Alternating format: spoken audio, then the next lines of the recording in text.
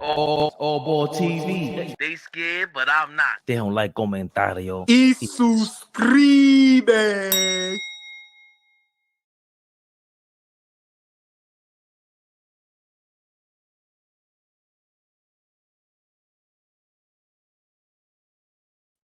A 1-2.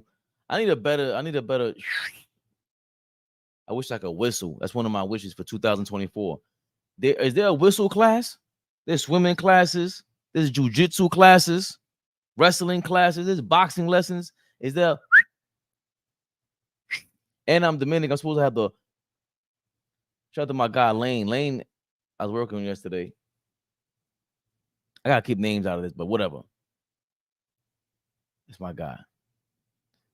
Lane knows how to go. Like if you were in the way, he knows how to whistle mad loud. That's something old school, man. Do you think whistling? I think they started whistling before they started talking. Remember sound effects? Remember what we were doing before we could talk? I think whistling is I don't know. Fabian PerspecTV. Knicks Rehab. You see the thumbnail. Danny Berry, Eastside Beloved. Let's see. This just popped up. We have other things on the. How do you say that? Not the syllabus. They have it on the thing. On deck. I'll just keep it on deck. Major things, major beef. I ain't pausing nothing in 2024. I'm an adult.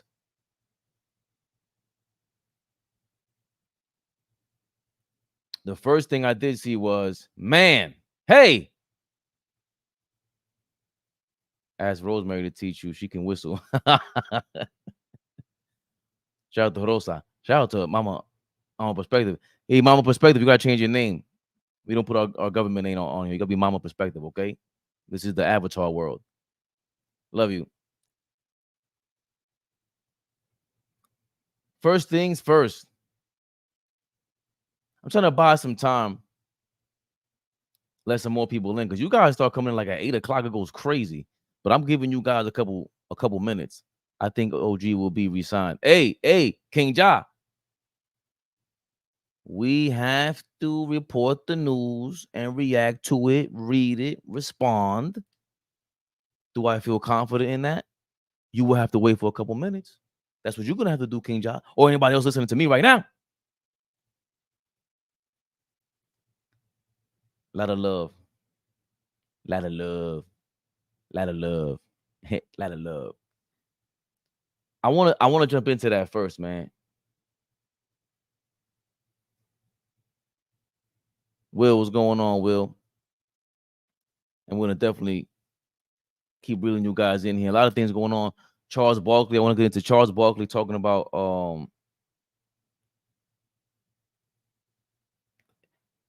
I mean, he ripped his bosses. You got to understand what Barkley did. I don't know if you guys totally understand what Charles Barkley did, but that was tough. I gain a newfound respect for him. You talk to people that can cut you a check like that. I like that. Hold on. I heard like Jagged Edge music in the background. And all of a sudden I see. And I pull up looking like Jagged Edge, nigga. Pull up looking like one of the twins. Yeah. What up? The dark skin one. Yeah, you do. What up? Are we live? Big Flea. Never the little one. Happy to be here. What up? Big Knicks energy always. Y'all know. I got the best parrot in the game. I don't even want to hear it from nobody else. If y'all haven't noticed already, I got the best Nick parrot in the game. I've been smoking y'all all season. Y'all just ain't even say nothing. So I'm gonna just put it out there now. I think it's the camera view. Like we got to improve on that. Because there's different. We could have like a what do you call it? Like the cellular camera view, the vertical. Mm-hmm. We could do that if you want. Look, watch. Okay. I'll show you guys later. I'm not talking about. But Big Flea just jumped in here, and we got how many people in the building? 28. If once it hits 30, I think I'll just jump on King Ja. He said he think OG will give us a salute. He thinks OG will be signed. Flea, Fabian. I miss when 2 calls me Fabian, by the way, because that was different than everybody else. He really called me Fabian. Right? I was like, that was different. Yeah, hell yeah, Fabian. I was like, what? We need 30 people in the building from YouTube. Hey, we are less than 30 people away from, is it 8 racks? 30 on the dot. 8 racks? 30 subscribers away from 8 racks. 8,000 subscribers. There's a Puerto Rican family. There's a Puerto Rican family watching us right now. Just tell everybody in your household to subscribe, please. We love y'all. That was very. Watch your mouth, Flea. That was funny. Why gotta be Puerto Rican? No, it wasn't. And I said no with a Dominican accent. No. I love y'all, man. Come on. Anarchy AR Studios going on. Michael Moss. Yo. Salute to you, King Ja. Was good. Fabian. Dímelo cantando, manito. And he put a PR flag up. I don't know what I said. You know what you said. Oh, 35 people in the building? How did you just jump up 7 like that? Let's get into it. Talk to me. Oh, yo, first things first. Freaks all the honeys, dummies, Playboy bunnies, those wanting monies. And those are like, if they get anything. If you don't know, don't do big like that. I'm sorry. Wait, he doesn't say, and those are the ones I like because they don't get Nathan. Penetration. Unless it smells like sanitation. Garbage, I turn like doorknobs. Doorknobs. Heart throb. Never. I can't see the ugly as ever. However, stay coochie down to the socks. Rings and watch filled with knots. Stop it. Don't ever in your life disrespect me like that again, Flea. Sorry, brother. It's okay. I know what era you come from. I know the era. Big was different. Big was a poet, man. You Big said tray bags. I knew what era you came from. You said something about tray bags one time. I said, oh, yeah, Fabian's from a different era. Different. Mama perspective. He's not. So OG Anunoby, apparently, it ain't. We tackling this? Okay, let's get to this. Oh, first, we gotta listen, guys. I'm telling you the game plan from the beginning. We talk on Knicks in the beginning, open the front door, and then lead you down to aisle 4 is more NBA talk, more NBA rumors, whatever you want to do. But that's how we got YouTube cracking. You guys love us talking about the Knicks, but guess what? You don't only think about the Knicks. Our group chat isn't all Knicks. I can't show you where everything in the group chat is because that's not for YouTube. No. Y'all would cancel Flea in a heartbeat.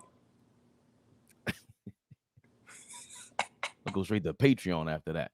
There is no guarantee that OG Anunoby will re-sign with the New York Knicks, and he is expected to consider offers from other teams, as per Jake Fisher. I already don't like you, Jake. While league personnel are of the mind Siakam will certainly be re-signing with Indiana, there was word circling among team officials at last week's NBA draft combine that Anunoby's situation with the Knicks is not as cut and dried. Various teams left Chicago with the belief that Anunoby could reach unrestricted free agency and consider deals from other franchises in addition to New York, sources said. And there's an article there from Jake Fisher, but I'm not going to go through all that because I think that was the gist of it. Big Flea. What up? Hold on. Let me get to this one real quick then. While you share that, you know what? You respond to that article. Well, I look at it like this. As these playoffs conclude, right? There's just going to be more. There's just going to be more and more conversations, right? You got to have conversations. You got to have things to talk about, right? Everybody's going to be producing and doing what they do. You feel me? You feel me? SF Wisdom. You feel me, big dog? We'll talk offline. Anyway. Hold on. But do you still do not? We in New York, baby. I'm sorry. Come on, baby. No, there's just going to be a lot of conversations, right? As a Knicks fan, as a diehard OG Anunoby guy, Leon Rose's son is his agent. So I'm in full confidence that Leon will drape him by the back of his neck. Get the deal done. Get the fucking deal done. Stop playing with me. La Costa Nostra. Let's get it done. So I ain't really too concerned. Somebody's going, somebody says something at the draft combine in the corner by the water cooler, and it just started flying around, and now people have something to talk about. Is this a way for OG to run the price up? Possibly. I would think if he's a smart dude, which I believe he is, he would look at what his point guard is doing right now. And not saying that, like, I want Brunson to possibly leave money on the table, but the precedence that he's setting right now is that I'm putting the team before myself. And so this core is the core that I want to go forward with. I would hope that this core, which not even hope, I'm watching them the whole season. They love to play with each other. Like they love to play on the same team. So I think it's just stuff to put out there, and because Knicks basketball, like physical basketball, is not out there. So now, we're in the summertime where conversation is going to be surrounded around the draft coming up. It'll be surrounded around what do we do to upgrade the roster. It'll be surrounded around guys that are free agents, that are guys that are not locked in.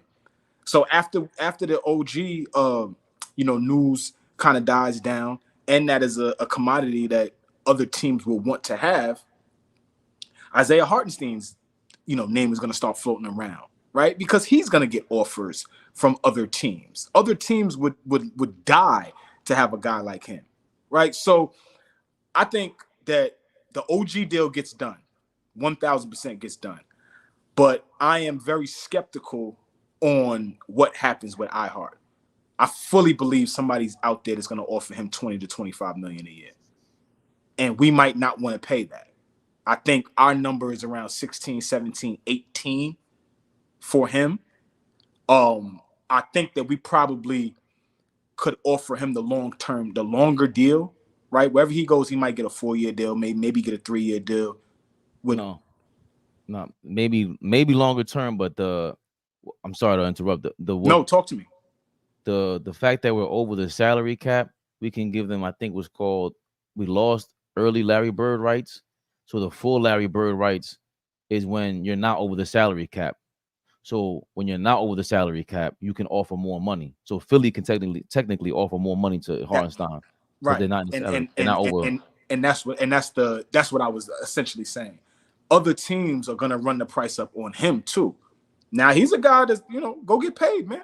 Go get paid. I cannot be mad if we look up in October and Hartenstein is a Orlando Magic, or he's a Oklahoma City Thunder, right? There's teams that need a backup big that could potentially be a starter. So fully expect the OG deal to get done. I'm not worried about that in the least bit. Real quick, there's another Knicks reporter, Fred Katz. He was on Knicks Fan TV. Shout out to them. Shout out to all the Knicks content creators, because you guys make it easy. It's just click Knicks and then you give us the latest. And I love it. So this is what Fred Katz, who always reports on the Knicks, a little iffy about him. I think people feed this guy information. He is from The Athletic, like it says here to the right. He was on Knicks Fan TV, and this is what he said about the OG Anunoby signing. I think we're going to look at the contract and be like, all right, that is a lot of money.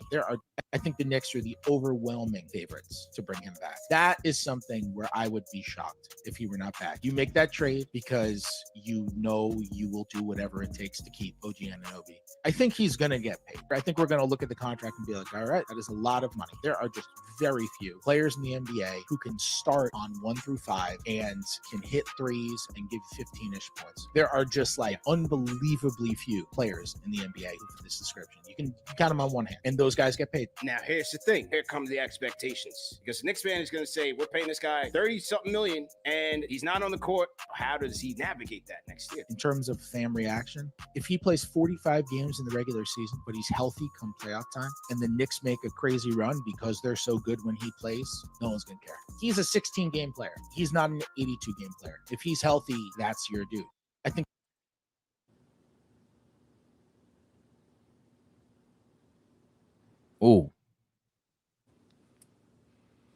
he basically said what I say.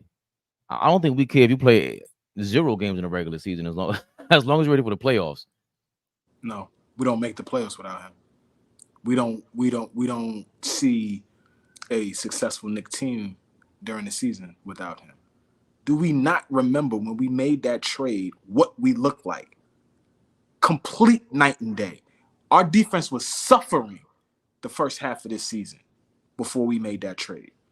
So, especially for a Tips team, bro, we were suffering as a defense.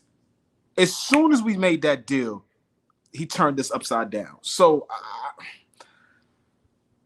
Knicks fans got to calm down. There's about to be an influx of more money coming in with these new TV deals. So, oh my God, please, we got to temper we're paying him $30 million and he can't. $30 million is about to start feeling like $15 million per to these guys. The type of contract that Luka Doncic could get after making All-NBA, first team All-NBA is the biggest contract in NBA history. He's eligible for it now. I think it was $345 for 5 years, so around $70 million. I saw one report that said it can go up to $95 million a year. Go up to $95 million a year. Like, that's insane money. What are they making per game now? What would they be making per game? You know, what's my game check look like? So, yeah, I can't see us not signing OG after trading away 2 pieces, whether you like them or not. IQ and RJ were guys that played for us, right? Were guys that have been part of this journey to where we are right now. So if you move them and you go get OG, you have to marry him. You have to marry him. You can't rent him for a playoff run or a run, make it to Game 7 of the Eastern Conference semifinals, get bumped, he gets hurt in Game 5, and not think about re-signing this dude. I just don't think that makes sense.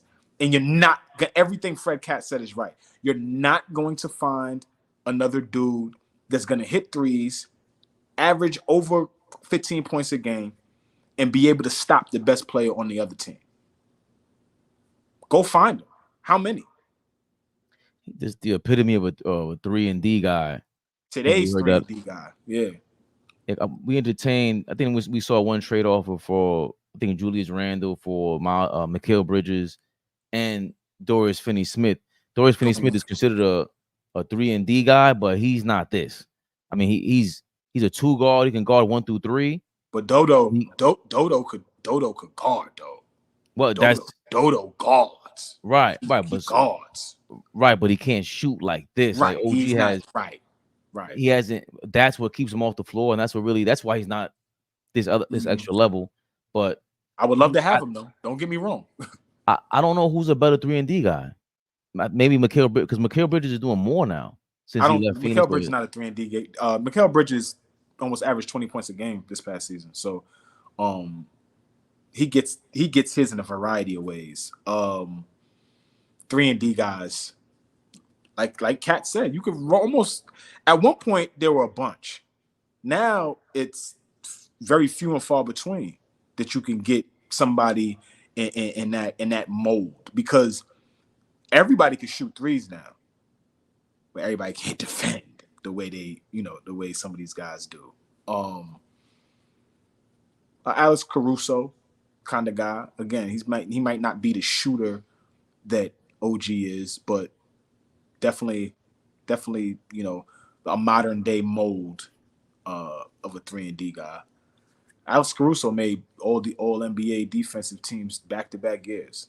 Big shout out to AC. That's amazing. Big shout out to AC. He's made those teams in back-to-back seasons on a bad Chicago team. Perfect transition. Who made? Because we wanted to talk about this before. We did. The all defensive team. I'll pull that up in a second. Okay. Who made the all defensive first team? First team, Bam Adebayo, Anthony Davis, Herb Jones,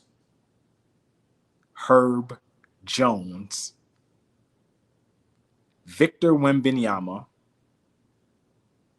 and I'm missing one more guy. Goldberg. Rudy. Easy to forget him. How? How do we always forget him? Second team is Alex Caruso, Drew Holiday, Derek White, Jalen Suggs, and I'm missing somebody. It's another guard. Drew, Derek White, Jalen Suggs. I'm missing somebody. You know, NBA.com is pretty cool with this. Yeah. Drew, Derek White, backcourt of the Boston Celtics, made second team all defense. Jalen Suggs, Alex Caruso. Jaden McDaniels. I forgot. Hold on. Who drafted Jaden McDaniels? Who drafted him? Utah? No. The Knicks? No. It's gonna get real. You might chuckle.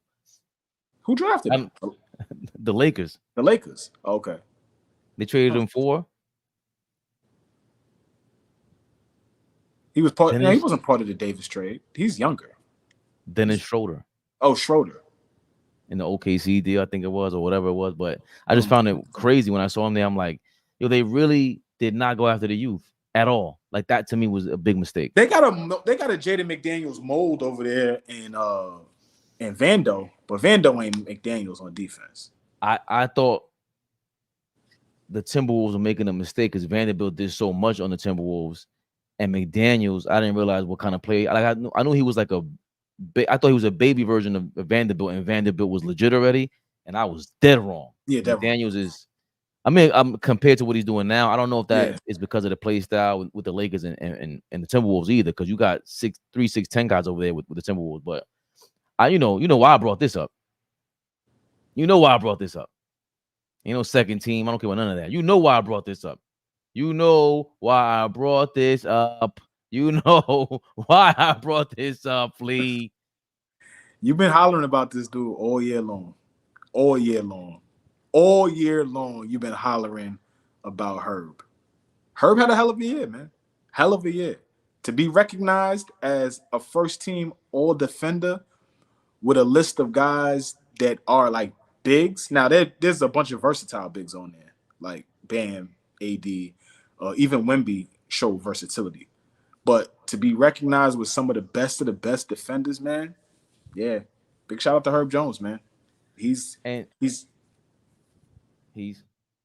just an extremely valuable piece for any team, especially the Pelicans, right? It takes a lot of pressure off of a Brandon Ingram, off of a Zion Williamson, off of even a Trey Murphy, just in terms of having to guard all of these elite wings. When Jason Tatum and Jaylen Brown get rolled out there, Herb is excited. When Kawhi Leonard comes and Paul George come to the gym, Herb is excited. You know what I'm saying? Like, he enjoys those kind of matchups. So that's a testament to the type of work he's put in, man. He's not an older player. I love that with this list, they don't really do it with all NBA. But all NBA defense, they will reward you no matter where you are at in terms of age in the league. We got a rookie on this list right now because he was just so phenomenal on the defensive end. Herb Jones only but a 2 or 3 year player. What year is Herb in? So third. I think it's just the 3rd year player going into his 4th year next year. Like, that's how you reward guys, especially the guys that sacrifice a lot of their offense for for their defense. I found myself arguing, going back and forth with a couple close guys of mine today, and the conversation was centered around, does Anthony Edwards play defense? And I just think that that's such a awful question to ask if you're really watching the game of basketball right now. Anthony Edwards and Jaden McDaniels are bloodhounds on defense. At 22 and 23, however young those two dudes are, they are bloodhounds. The fact that that young 22-year-old kid has no problem taking on the matchup of Kyrie Irving. Let me say that again. Kyrie Irving, y'all. We're talking about Kyrie Irving. Anthony Edwards is excited about taking on that matchup. They literally twisted his words to incite a narrative that I think is a joke. Who, Ant-Man? Ant-Man never said, I'm going to lock up Kyrie. Ant-Man never said, he's in for a tough night. He said, Kyrie is my matchup, and I look forward to seeing what I can do against him. I like it, though. He love knows, it. Yeah, but he knows what he was saying with that. You can't act like at this point Ant-Man is not a super duper star. Damn near. If he's not there, he's right there. Come on now. Everyone making something out of nothing out of that. It's the Western Conference Finals. You called out Kyrie by name. He was very funny about it afterwards. Like, yeah, I was sitting at Barkley. That's why the Inside the NBA is great, by the way. We'll get to that in a second. Barkley, the way he rolled it out for Kyrie, like, yo, weren't you sitting at home minding your business and all of a sudden you heard somebody mention your name? Like, that's TV. That's TV. That's entertainment. But if you're Kyrie, I don't care what anybody feels about him personally. We're talking about Kyrie Irving. You don't antagonize him, not him. Dog said he was exhausted. Dog got on the press conference and said, I'm exhausted. So there's two sides to this, Fabian. There's one side that all you can do is commend a 22-year-old kid that's going into his first Western Conference Finals against an NBA champion, one of the best guards to ever do it. And he's walking in the door with confidence and looking forward to competing against him, right? And did last night. Flat out did. Sacrificed a lot of stuff on the offensive end just to try to give his all on the defense and sitting in that chair guarding Kyrie. But the other side of it, too, is Kyrie Irving. That's the other side of it. It's like I saw Isaiah Thomas, not big Zeke, younger Zeke, Isaiah Thomas from the Celtics, and I saw Isaiah Thomas sitting talking with Rachel Nichols and DeMarcus Cousins, and Isaiah Thomas said, like, do y'all ever notice that like nobody calls Kyrie out? Nobody says funny shit in the media or on the socials or on the internet. Players don't play with him. They don't mess with him. They know what type of time he be on. So I say that to say Anthony Edwards is a different animal. And I'm glad that he's approaching this the way that he is. With competitive fervor, I want to guard him. I want to guard him. I tweeted out just a few minutes ago, I used to watch guys run from matchups in the park. In the park, y'all. I used to see guys, you got him. It's like, damn, look at that's your matchup. You got him. They ran from matchups in the park. And they're calling out Anthony Edwards like he can't play defense.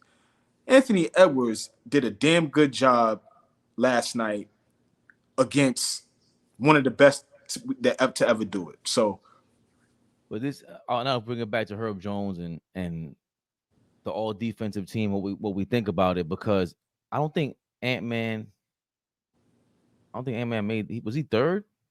There's no third team. There's no third. So he wasn't even second. I think he was second All-NBA Ant-Man. He was second team All-NBA. Yeah.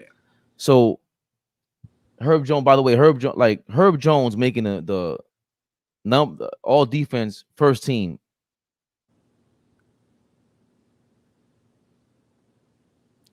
You got 4 other big men on there. That's a big deal. He's so that means even if it was the old school style of voting, Herb Jones still makes it because he'll be a forward. Yeah, it's a big deal. They got him as one of the best 5 defensive players in the game. I think all 5 of these guys, I see, because Goldberg, maybe aside from Goldberg, Right. They All four of changed. those other guys are extremely versatile.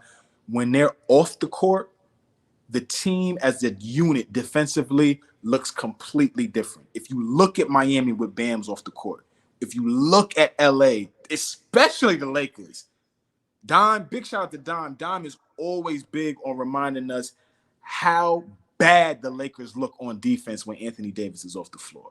And it's the damn truth. It's the damn truth. We could talk about Gobert and how you can put him in certain actions and it limits him as a defender. But I promise you, the reason that the Minnesota Timberwolves are the #1 defense in the league, a big reason, is because of him. A huge reason. So I can't. There was Herb Jones got OG spot. Hey Miguel, that's what Fabian wants. He doesn't just want to say it out loud to you guys, though. because first just say it out loud, bro. Tell him what you be telling me offline. Well, I'd rather see them both on the same team. Right. I just don't know how that works offensively, but it puts pressure on them. That's like we're back in the Jeremy Lin situation in a little bit. Because OG to me is that, but like a real version of the hype. I hope you saw the Melo, Baron Davis tease when they talked about Jeremy Lin. I'm almost finished watching it. I was watching today. Oh, I didn't even watch the episode. I just seen the 60s. Okay. Yeah, so it's out. You go watch it. I'm almost done. OG is better than Herb Jones, of course. With that, agree. I have no argument there. Well, I'm about to argue with you with that one. He's better. It's not about who's better and who's not. It's about no, because Herb Jones is first. Like you're not gonna hear Draymond talk about Herb Jones like that. You won't hear none of these players the same way you talked about Kyrie. I don't hear people talking about Herb Jones. He's kind of like Drew Holiday now, very underrated. Super like, oh, he's the best defender in the league. Don't play with him. Yo, Fabe, did you see? And I'm sure you saw it already, but did you see down the stretch at game 1 the other night, Boston, Indy, and I mean Indy coughed the game up, right? But check it out. Listen, because I know you know where I'm going. End of the game, he's not even putting ball pressure on Halliburton. He's just like this, not even putting ball pressure. And Hallie coughed that shit up. Hallie wouldn't have coughed that shit up if that was somebody else in front of him. You know what play I'm talking about, right? He just lost the ball out of bounds on the sidelines. They were up 3 with 30 seconds to go. Holiday is just sitting in the chair, bro, and he's not even giving him ball pressure. He's just like, I'm here. I'm stunting. And he's just stunting at him. He's not doing too much. And Hallie coughed that shit up. I'm like, damn. And after the game, you heard what he said. He said, Drew the best on-ball defender in the league. I mean, what y'all want me to say? He's been the best defensive player for years. We all know that. Again, yes. You ain't supposed to say that. Leave that for like AllBall said the other day. Leave it for after the game. Same thing for Ant-Man yesterday. Bro, leave all that. Draymond, great, right. Great. You show some weakness. You the same way they'll follow you when you're great and you're motivational in that way, they'll follow your negativity as well. So you don't say that, you don't speak on that. Right. You just come back next time, be like, yo, listen, I got him again. I have to guard him. What are you talking about? Right. I'm not gonna give up on guarding Kyrie, but that's the guy. He's been so authentic throughout his couple of years in the league. That I'm tired thing was really authentic. He was really out there trying to guard this dude, bro. At certain points of the game last night, he would get the rock and hop it. And I never seen him. I mean, he passes. He's an underrated passer. If we ever want to talk about Anthony Edwards as a passer, I'm down for that. But I'm talking about when it was like winning time and shit like that, he was gassed, bro. He was trying to get Cat the rock. He was trying to.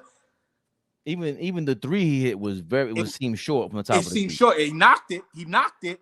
But how many shots was he? What did he shoot last night? I think 39%. Yeah, what did he shoot last night? He was exhausted. And I feel what you're saying. You probably don't want to say that to give Dallas anything, but they already knew that walking into that gym. Walking into that arena, Kyrie said after game 6, they beat New Orleans in 6. I mean, they beat OKC in 6. After game 6, bro, he said, well, they coming off a 7-game series. Like, I know they're going to be a little winded. And he knew he was right. He was right.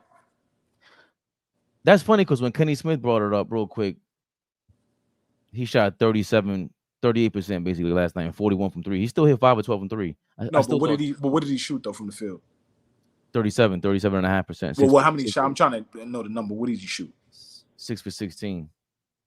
Oh, okay. So he only took 16 shots. So he didn't even get up. He didn't even get up. Like, look at that. 16 shots? Think about this. How many players in the NBA right now? Question for you, bro.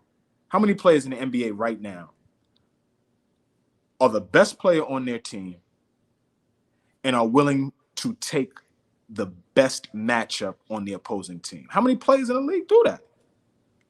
How many, bro? Oh, it ain't a lot. No, but Anthony Edwards makes the list though.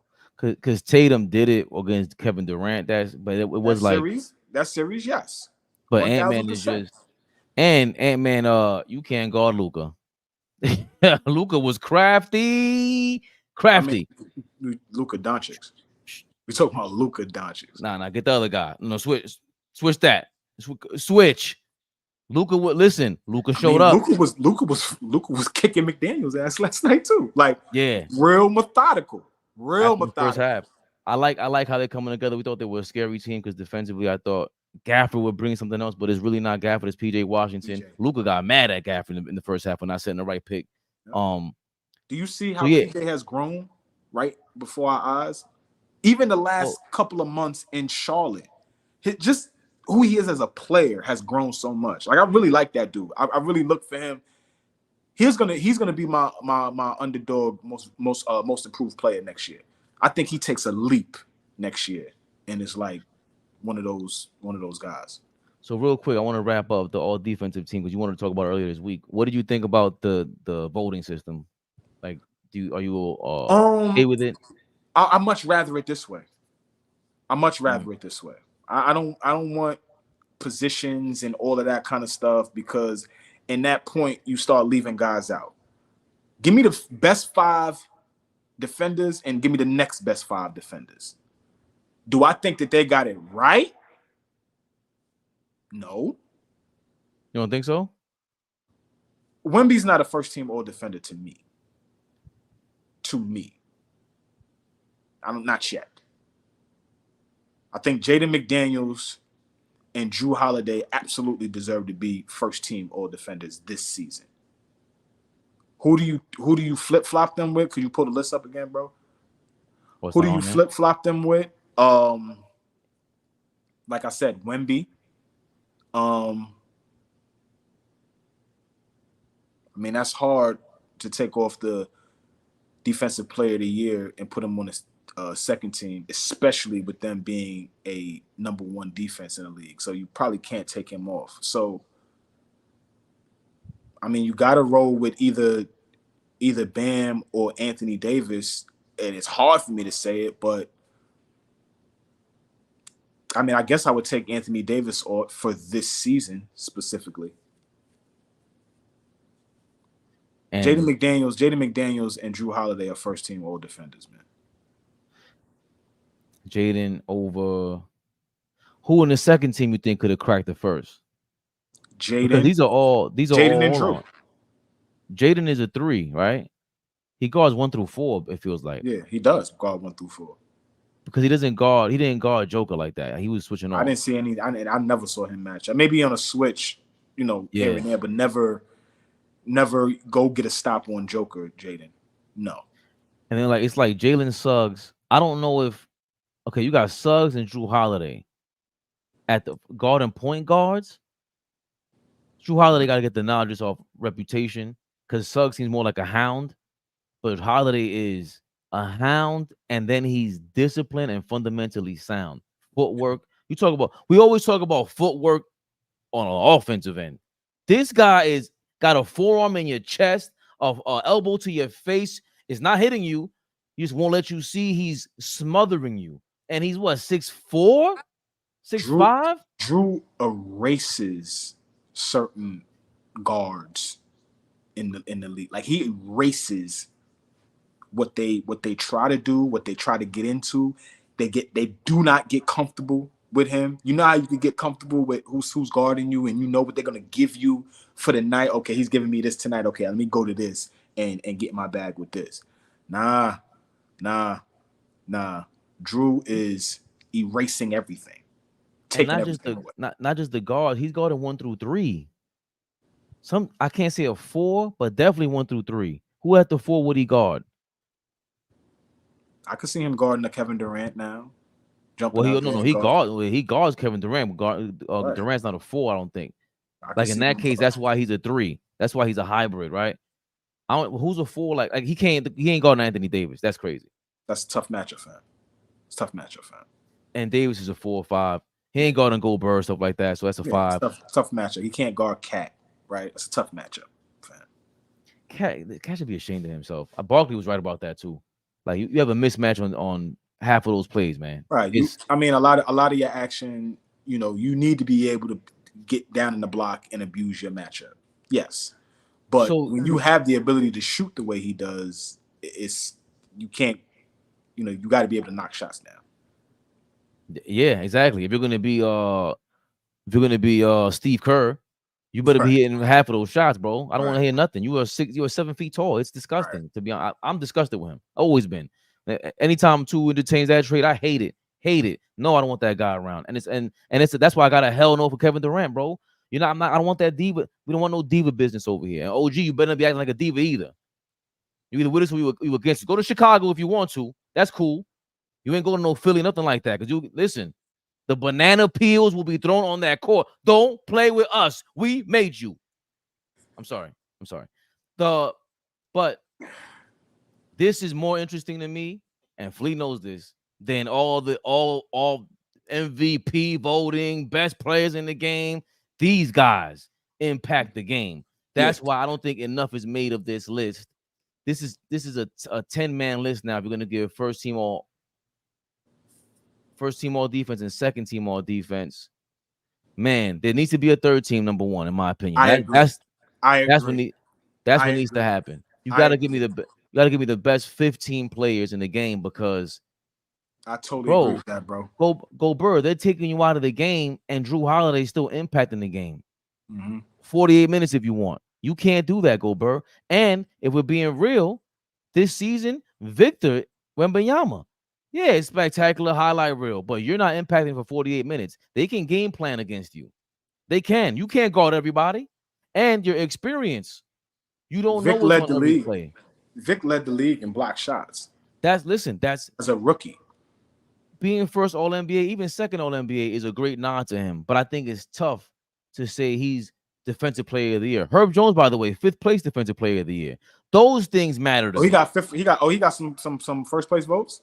Okay. He's in 5th place. Like, those things matter to me. Like the fact that once we mentioned, that's why saying somebody's an MVP, okay, that's cool. Tim Duncan never won Defensive Player of the Year. You think he wasn't a great defender?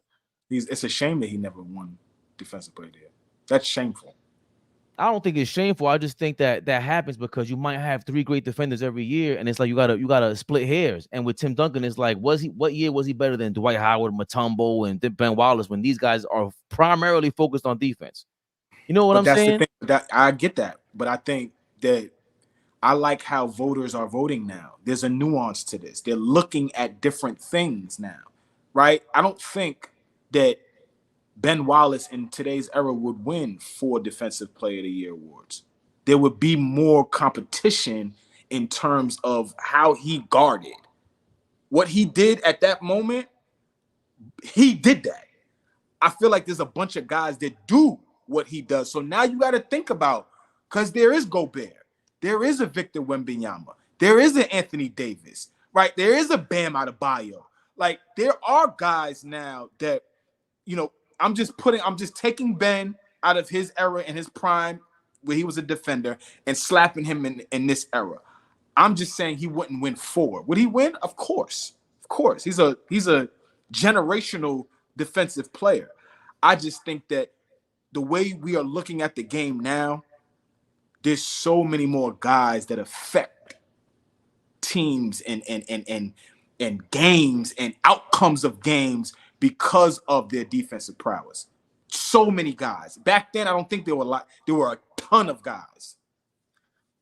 I think back then it was harder to get information. We didn't have League Pass in the 90s. That's what people always forget about. Everybody did not watch as many games today or as many highlights. Really, I'm.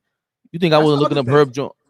That's the Herb other Jones thing. highlights right now? At the touch of a button, I get to watch Herb Jones and Drew Holiday, like, can compare them, and you get to look up people's quotes on them. That's what's the most important. Like you said, they ain't playing with Kyrie. Stop playing with Kyrie Irving. You don't mention his name like that, or whoever it is. But I think we have to know Ben Wallace wouldn't be able to be Ben Wallace in this era because it goes back to what I said about Rodman. Same thing. If you don't have the offense, you're not going to be a top 20, top 30 player in this era. You can't. And Rodman was damn near top 20, top 30.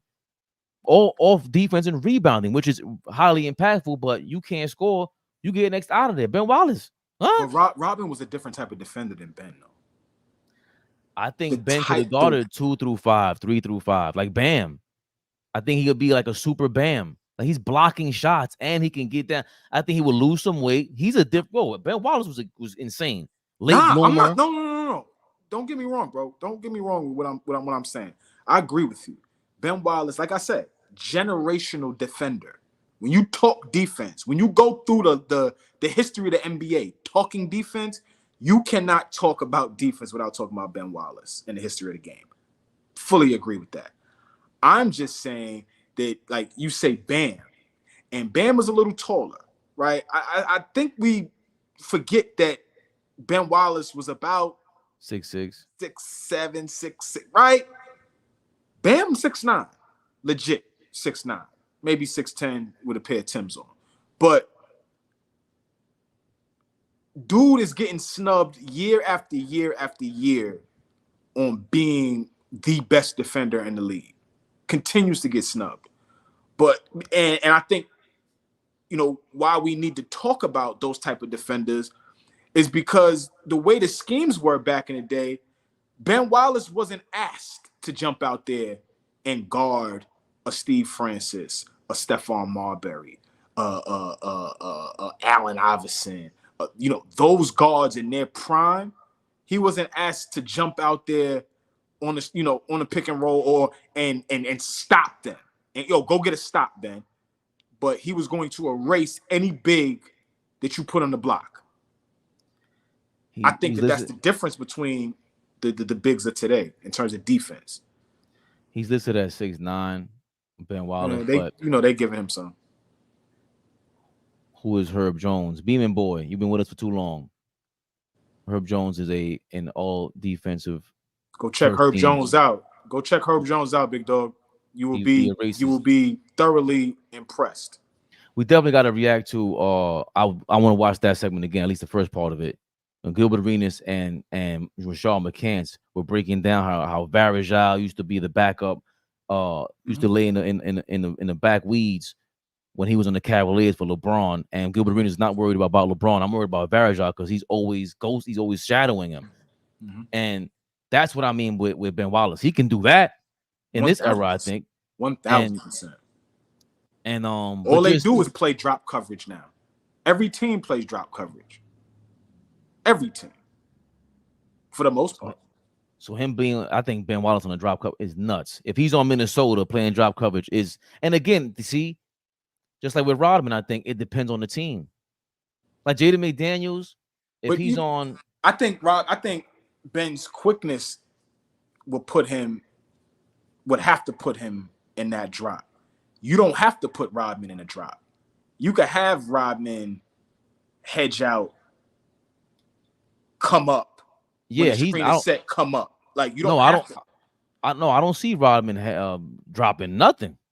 Yeah, Rodman he doesn't need to be in drop. Rodman is guarding. Young Rodman is guarding 1 through 5 in this era. Yes. Let's not get that twisted. It's not about his defense. His defense is, I don't know who's up there. Drew Holiday and he's got damn near. Rodman jumping out there and guarding Derrick Rose. He jumping out there guarding John Morant. He gonna jump out there. See what happens. What? Tackling you. He might punch you in the ribs. The ultimate, like Drake. That's what I'm saying, Draymond. You really so. But again, that's. I don't want to sidetrack it. those defenders, you just lose out in this, especially the last 5-6 years. I'll say the rules weren't for you. They were really trying to get you out of the game, which was stupid. And now they're coming back.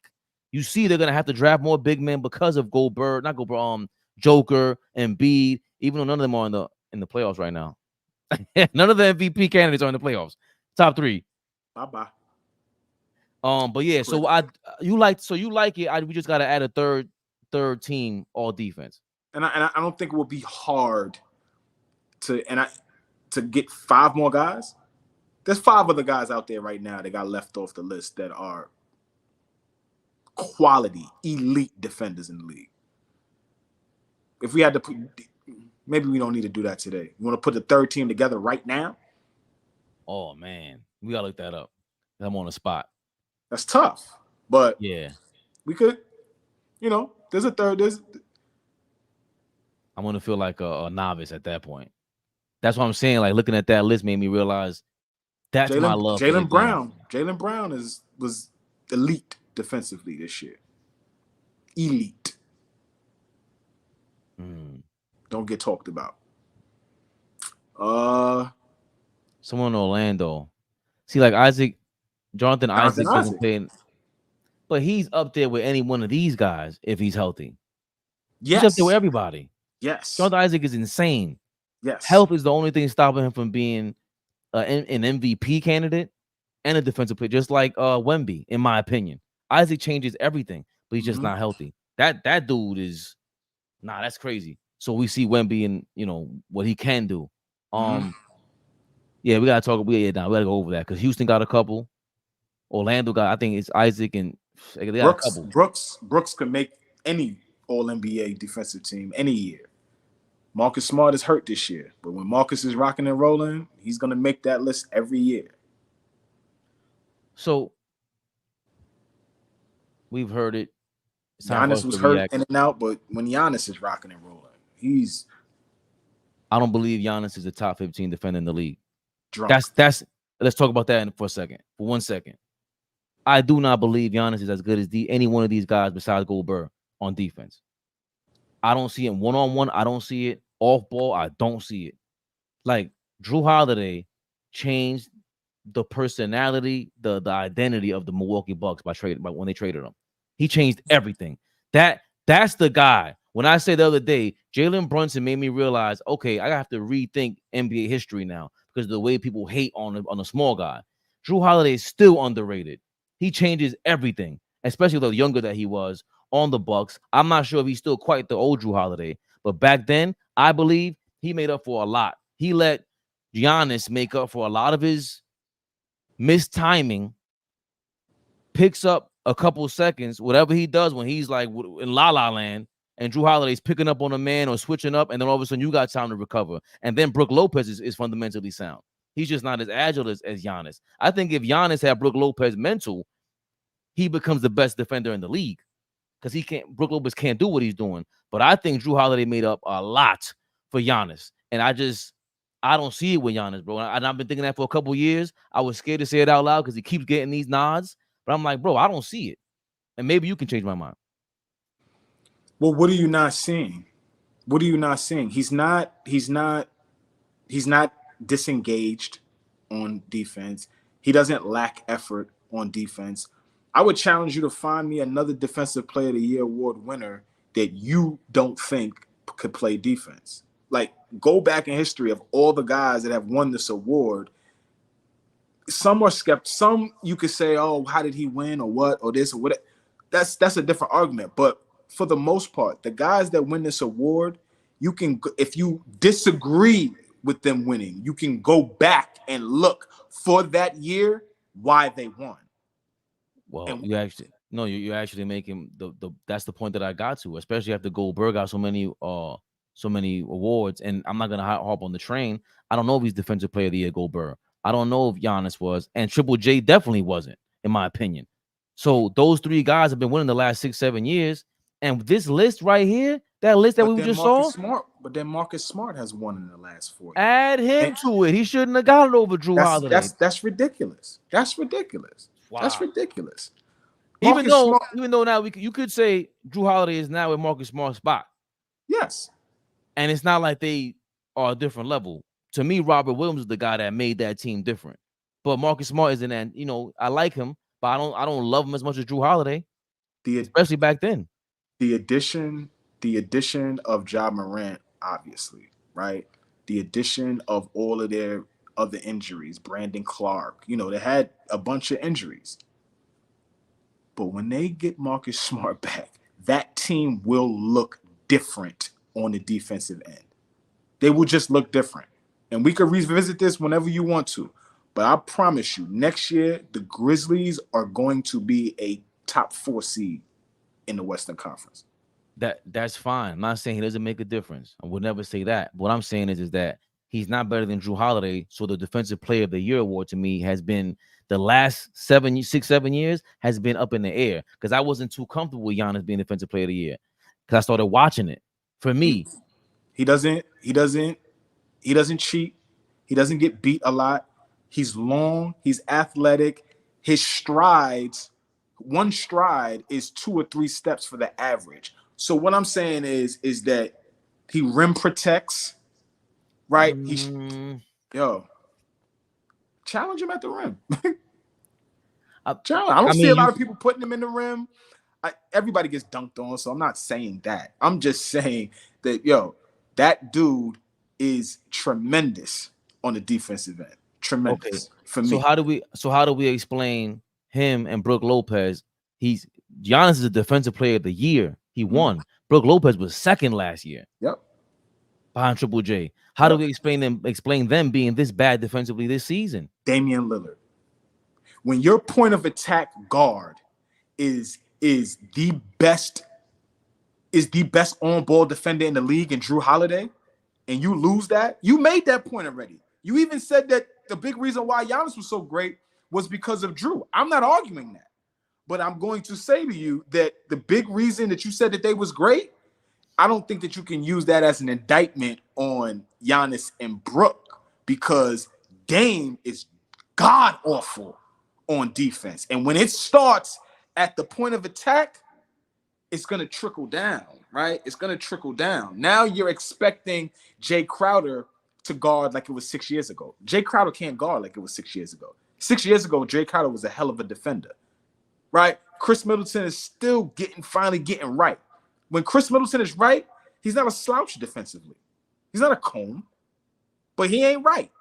I mean, at least he wasn't right in this, this past season, right? So a lot of that has to do with bringing a guy in who is not committed on a defensive end. He's not. So I guess I've always compared Giannis, and at one point to me, it was 1A and 1B with this guy, Anthony Davis. Anthony Davis' point of attack is not great. And it doesn't matter who his point of attack is in my mind. It was always hell, as you put it, for any offensive player that was on. Anthony Davis was going 1 through 5 at one point with no problem. Now it's a little bit tougher. It has to be a matchup thing. But the way he guards the 4 and 5 is different. Joker's going to be a different story. And even Joker, he guards pretty well. But I don't care who it is. He's staying in front of you and he's rim protecting. It's not fair, of course. He has a different body type, but I see a major difference on a defensive end, on the impact on defense from Anthony Davis than Giannis. Like I just feel it watching it, and maybe you could break that down better than me. I would agree with you there. I would agree with you there. Okay. So maybe this is a better way to put it. If there was a third team all defense, I still wouldn't have Giannis on it. You asshole.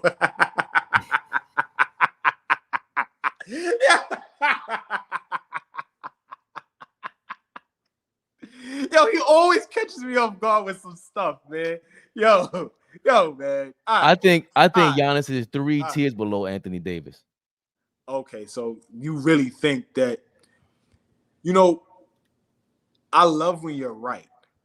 I love when you're right because you take victory laps, you bask in your glory. I love it. Sometimes, because I don't get enough credit. Yeah. Right. As of late, yes. But as of late, yes. But when you were wrong, you hop, skip, and jump it back. Pause. That was crazy. You do. You walk it back. So thank you. You do. Thank you. You walk it back. because I like to be wrong and say, yo, this is why I was wrong. Like with the Kyrie Luka thing. I thought Kyrie Luka was Allen Iverson, Melo all over again. They didn't make the family. Check this out. They didn't make the playoffs last year, and Fabian proceeded to kick them in the back the whole summer. Every time we was on screen, y'all, go back and look. The footage is there. The 4 Sportsmen. Go look. He proceeded to kick them in the back the entire summer. Then we do our preseason rankings. He stomps them. These dudes are now in the Final Four. They're one of the last 4 teams standing. Luka Doncic is actually playing defense, and Kyrie Irving looks amazing. They, after 2 months in, I said, they're way better than I thought. And once that trade happened, it was, you have another body. They didn't like Grant Williams. Luka and them are very vocal about. They don't like Gafford. I don't think. I think they think of Gafford as he's not high IQ, and I thought more of Gafford. I think they love Gafford, but here's the thing. I cut you off by accident. I'm sorry, bro.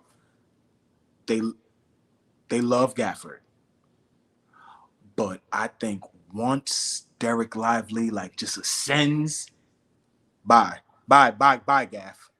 No. Flea, he's ascending. Okay, no, I don't know. I don't know. I don't know if you're familiar with the plus minus with Gafford and Lively on the court, bro. They left Lively. It's like 400 to whatever the hell he's doing. It's like a 400-point difference. Oh, it's the plus crazy minus between Gaff and send me that. I want to see that. It was an article I saw. Send that to me, bro. I want to see that. Damn. Lively, it's bad because Gafford, he's a big dude. He's if Lively had Gafford's body, this would be. I don't think anybody's messing with them, but he does fill in for them. He does fill in for that, roll to the rim type, the lob threat. He has some rim protection. He does provide them for that. And PJ Washington has probably been. PJ Washington is just more impactful than Gafford at this point. He's hitting shots, and then he can rotate better. And they're just where Luka's just forming a wall sometimes on defense. It's amazing, bro. I remember back in February when the trades happened. And of course, as Knicks fans, we're super duper excited about OG Anunoby. But the deal that you could not stop talking about was Gaff and PJ Washington heading to Dallas. Not. Oh, right. But trade was more so because of Gafford. More so because of Gaff. But you were high on them getting those 2 guys. You was like, yo, what this? That move is crazy. Watch this team. And I wasn't high on it. I was like, we'll see. Nah, I thought because I said they would. I think they were now the most dangerous team. And Dime was like, where'd you get that from? And you because I liked PJ. I like what I saw from PJ coming out of his last couple of months in Charlotte. I was like, yo, this dude is growing up. He shook Brittany Renner's ass off for him, got her up off of him, and that he grew up a little bit. And now, I just see the maturity in how he plays the game. Again, I don't know that brother, but I'm just saying the maturity that he's displaying on the basketball court. I'm hoping that it's spilling over in his personal life. So, but I just vividly remember you saying, "Yo, Flea, that's a big move for Dallas. That's a big move for them." And I was like, "That's good, OG." But nah.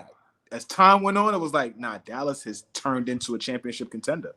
So and Kyrie spoke on that as well after the game. He said after a couple of weeks after the All-Star break, after they got the trade, that's when they kicked up another gear defensively.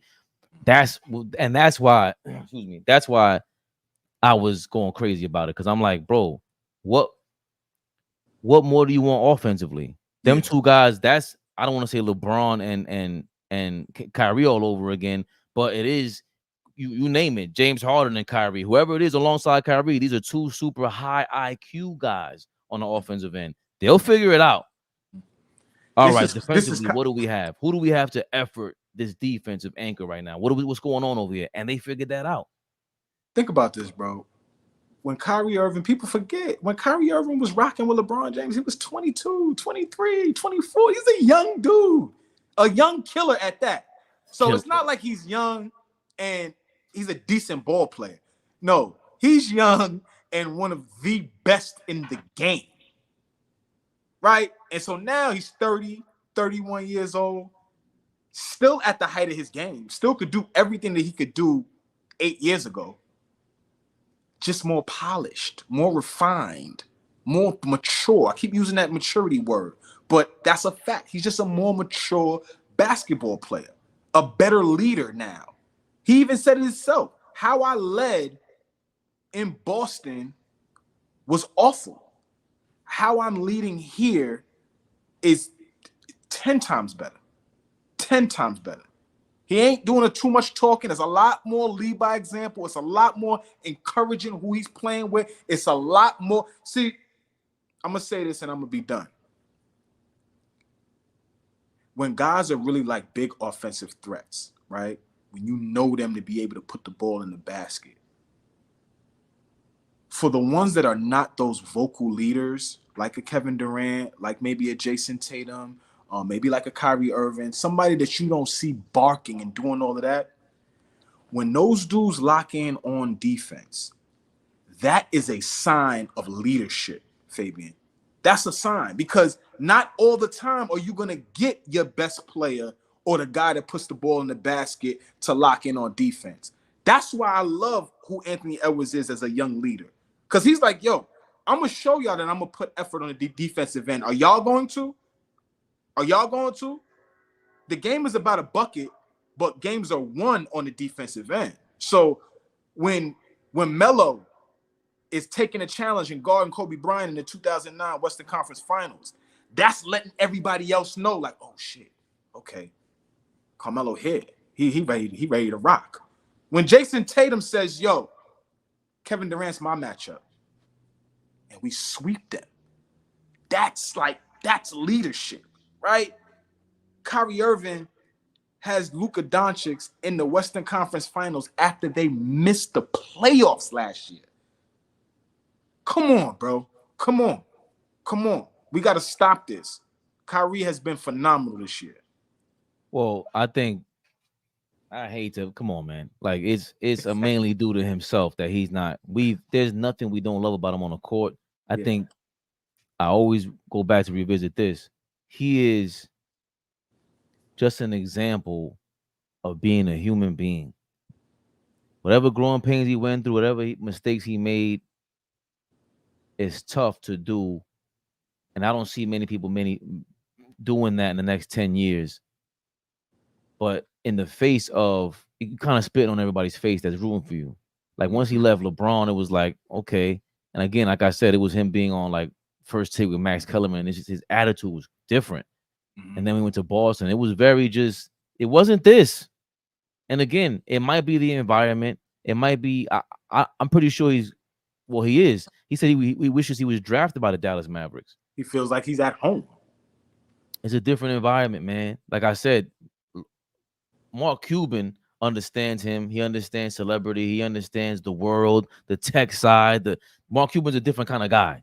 That he's not the average owner. He's changed the way ownership looks for any like beyond Steinbrenner and Jerry Jones and all these famous owners that we've seen in different sports. Basketball, the most famous owner might be Dolan, or I don't even know, but Ballmer might be the most famous now. Nah, Mark Cuban might be the most famous. Oh, Mark, but I figured Ballmer was up there, in terms of NBA and stuff. He's up there, but and in terms of their celebrity, like they have a personality. Steinbrenner's the boss. We know he was and Jerry Jones. I think those. Rest in peace to the boss. I respect. I hated the Yankees, but I respected the boss, Jeter and Mariano. But and Chuck Knobloch and Tino Martinez. You don't and respect Scott Brocious and Paul O'Neill and Bernie Williams. Be respectful.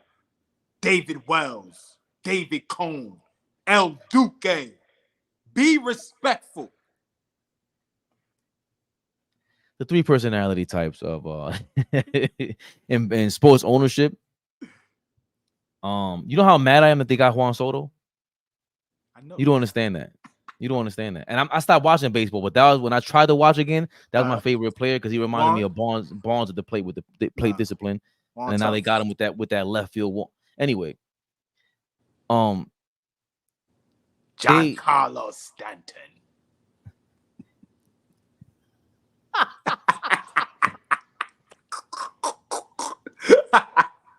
I think Mark Cuban, Steinbrenner, and Jerry Jones are probably the three biggest personalities in sports ownership history. And Mark Cuban is the one. Cuban, Steinbrenner, and Jerry Jones. 3 different sports. It just happens to be that way. I don't know who in any other sport is as Jerry Buss. He's not here no more, but you got to put Buss up there. Buss got it. Come on now. Just as far as winning, Jerry Buss is probably greater than all of them.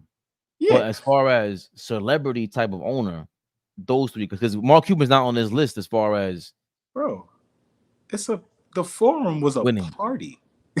Forum was a party. A million %. A big reason from him. Like, I want this to be like the club. Yeah, listen, 1,000,000%. But I don't think of him. I don't think of Jerry Buss as popular as Magic, and Mark Cuban is damn near as popular as any player in the game right now. For a lot of us, especially outside of basketball, you talk about CNBC and all these other channels. Come on, he has Shark Tank. He has TV shows. Shark Tank is huge, right? I'm pretty sure Jerry Buss might have had a Playboy Mansion show back in the day if they allowed him, maybe. But this is and so Cuban understanding celebrity in the internet era. Well, remember he made $1 billion off the internet selling it whatever to Yahoo for 1.7 or whatever it was. Mm-hmm. He understands Kyrie on a different level.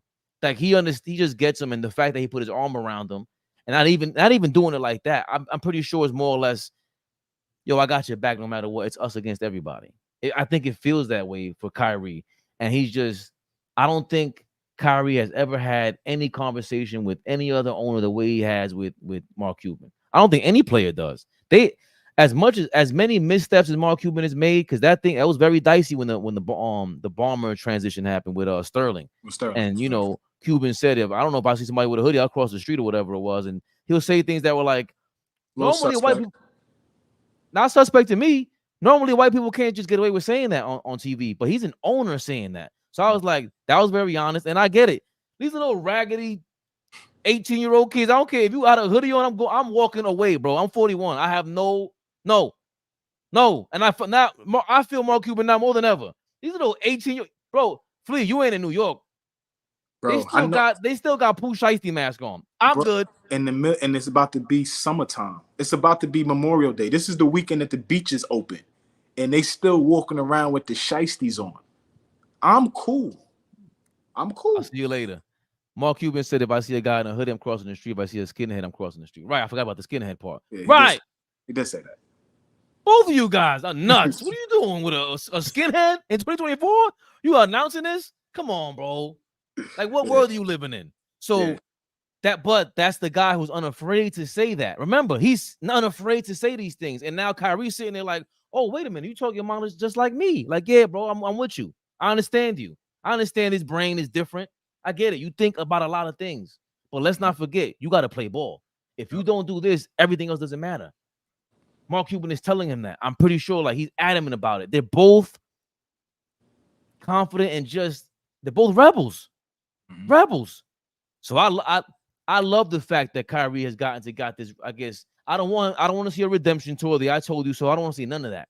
None of that. No, it is damn. Hey guys, you want some place to go? The destination spot to be is here. That's what Kyrie's telling me. Yo, y'all better get to Dallas. Yo, man. It would be beautiful to see Kyrie Irving win a championship this year. Beautiful. I don't have no dogs in the race. Ant-Man's 22 years old. He's gonna be fine. But he's going to be fine. But for Kyrie to solidify, right? They got snubbed top 75, things didn't work out in Brooklyn. Things didn't work out in Boston. COVID happens. He's a villain to everybody in America at one point, right? Like for him to people hated him. Don't question me on that. Yeah, but not everybody. There were a lot of people on his side that you were surprisingly on his side because of what was happening. Right. The majority of people wanted him to be on the basketball court, and they were talking about how selfish he was. That was the narrative, and people attached themselves to that narrative. All I'm saying is that it would be a beautiful thing to see this brother come full circle, find a new home, and win a championship. Right? There's a great storylines for all 4 teams that are left. But I think the best storyline will be attached to him. I think the best storyline we're talking about a movie is Ant-Man right now. That's the guy. That's you want fine. to see I win. roll with that. You know how I feel about Ant-Man. I'll roll with that. But yeah, just in everybody terms- else, I'm selfishly, I'm saying from a movie like thing, I don't want to see Halliburton win. He looks goofy. he's a front runner. I Tatum, will never like that dude again. there's plenty of Devin Booker, same thing. I don't want to see them. Not that I don't want to see them win. I just y'all win in an unpretty way. Tatum, kind of same thing. I don't want to see. You're boring. I just got off the phone before we started, and I said, "Yo, Ant-Man's approach, swag, mentality, temperament, all of that. If Tatum has that, Tatum is probably the best player in the game. And it's not even close. How long I've been saying that? But Tatum's here, and then everybody else here. We'll figure it out after that. For He's real, Jordan. Bro. If he had that, I know y'all don't. I know this is a family show, but if Tatum had a little fuck you in his game, yo, I'm telling you, different animal. So Ant-Man number 1, and then I got Kyrie and Luka number 2, and not so much because of Luka. He's such a crybaby, but he makes the game fun though too. Let's not get it twisted. But Kyrie does too. Luka play. Kyrie ain't gotta smile. Kyrie ain't gotta do just play ball. Roll the ball. You ain't gotta do that. That is, bro. You're just as great, exciting as Jordan and everybody. When you're on, it's like, oh my God, Steph Curry, all of them. You don't understand, Flea. When he was on Cleveland, I said, bro, y'all all right. Steph Curry's the best shooter I've ever seen in my life. This is 10 years ago. I said that before he won the chip. None of that. It's the best Curry seen in my life, best shooter I've ever seen in my life.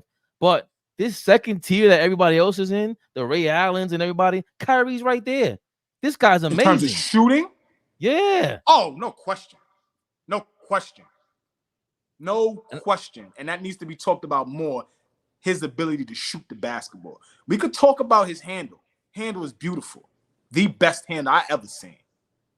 But shooting, bro, I watch Kyrie Irving sometimes. Kyrie Irving is the best guy in the game right now in triple threat. Triple threat. What do I mean?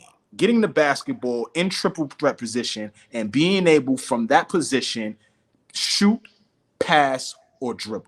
That's the triple threat. He gets in triple threat position, jab step, ball fake, into a pull-up. My point is that he will get the ball in the mid-post and won't even take a dribble and kill you. Won't even put the ball on the floor and kill you. That is offensive genius. That is offensive elitism.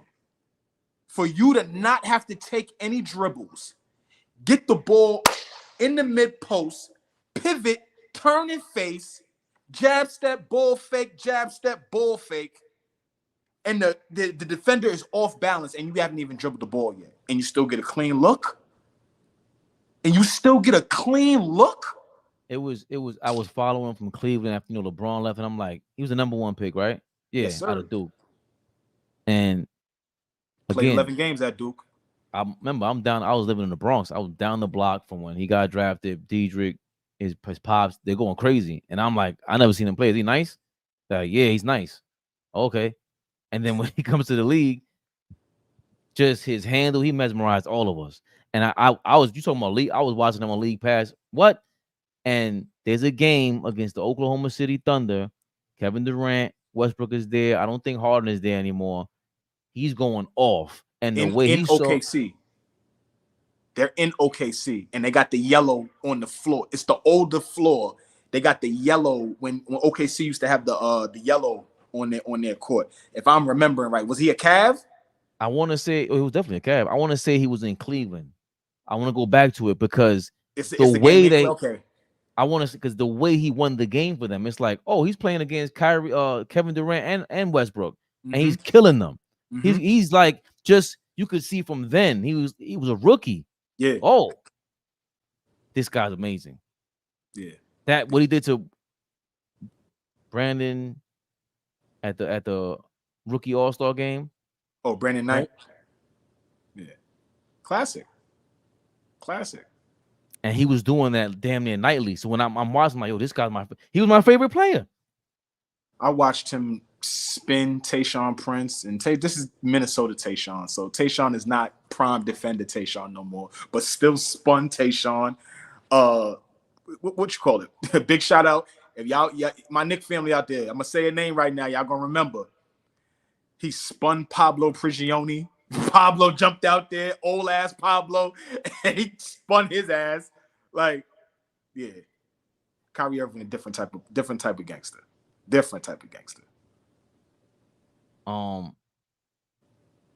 Yeah, I wanted to.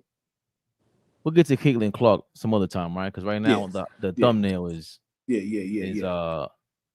this one we haven't gotten to talk about this, and this was on the thumbnail.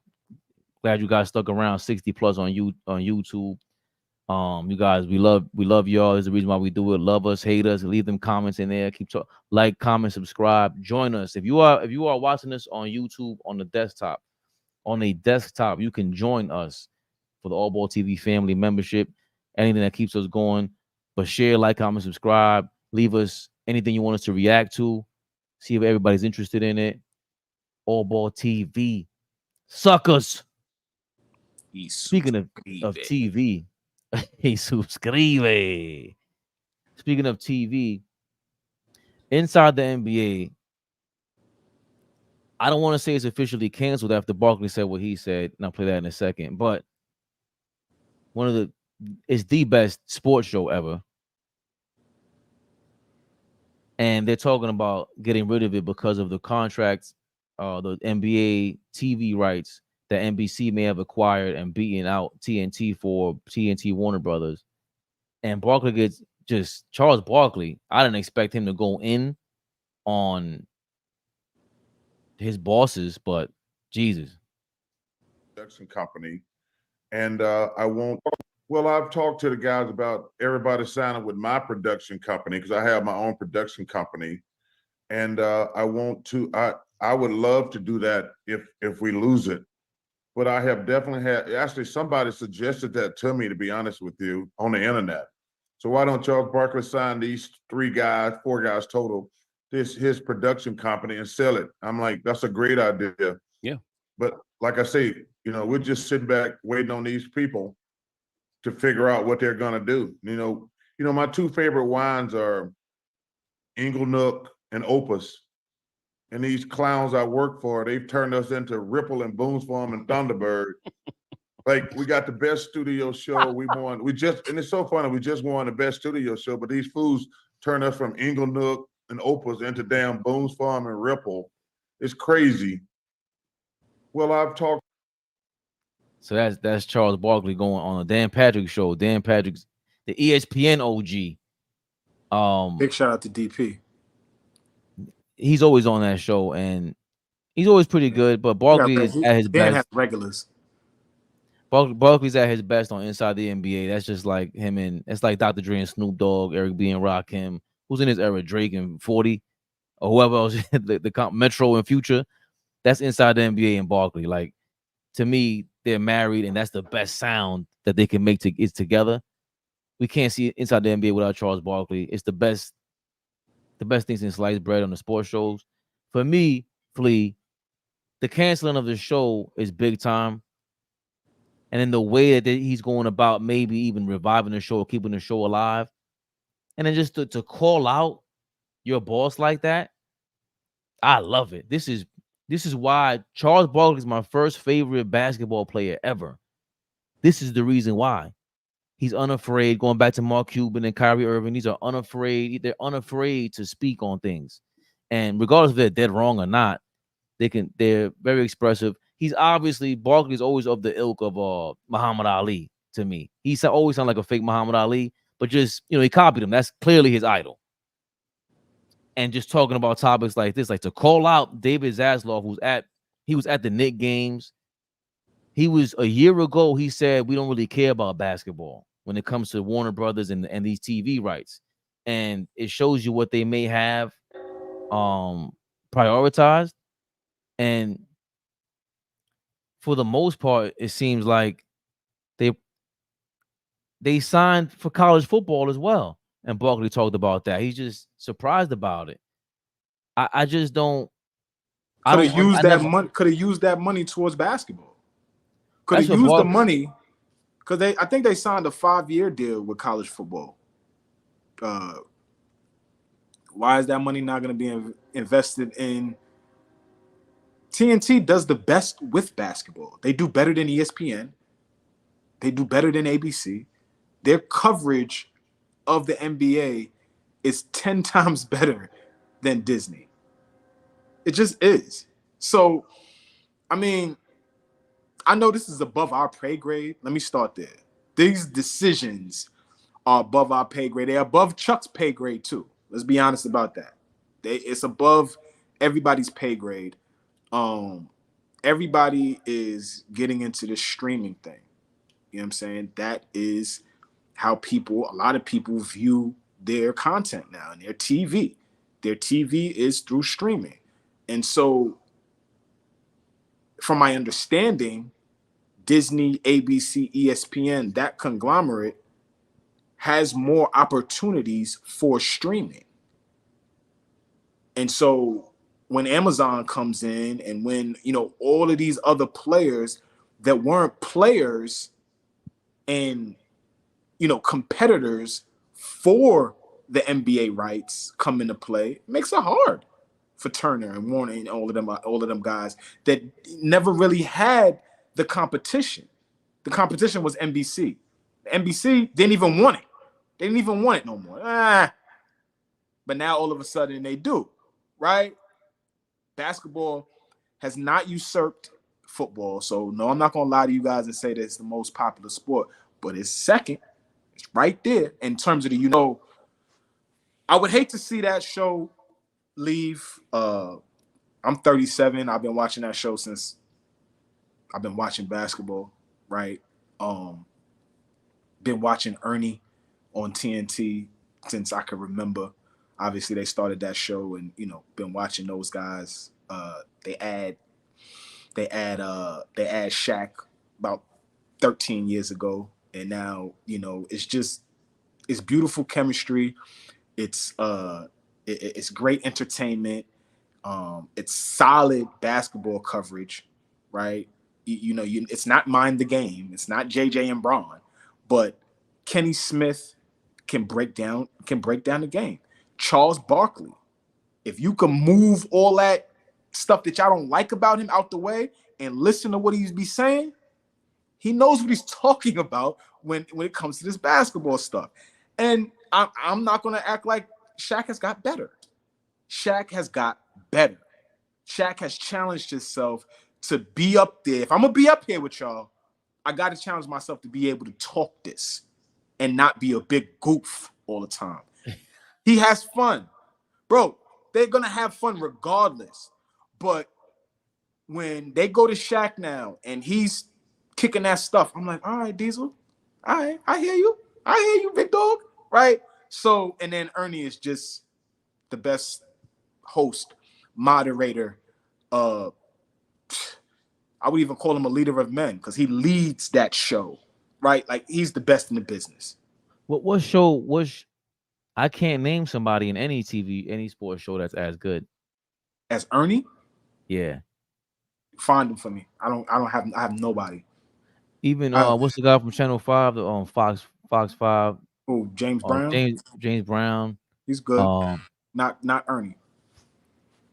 I can't think of anyone. Ernie's amazing. Ernie's amazing. I used to think, I remember when somebody, I forgot who started making a big deal of it. I think when he got sick, God bless him. Yeah, I remember. A lot of us were like, nah, there was so many people like, no, like the love for Ernie was, I'm like, what y'all talking about? And then I thought about it like, nah, he is really good at his job. Yeah. We thought Ernie was going to pass because here's how wild stuff is. And this, it's not morbid, but it's cool. The lump was visible and it was growing as on TV, like literally growing as the show was progressing. And it was almost like he was forcing us to ignore it. But it was there, and we knew something was wrong. So when he did come out, that time and expressed that he was battling with something and had to go through some things and all of that, and then comes out on the other side, beats it, and still smooth, still grew his hair back, got the goatee back.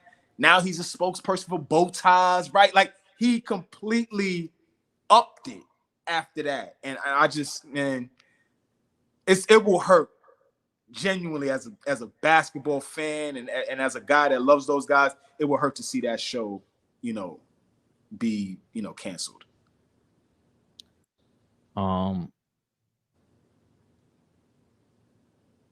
I don't think you on Andrea Dion Boone Adams. Appreciate you, Ma.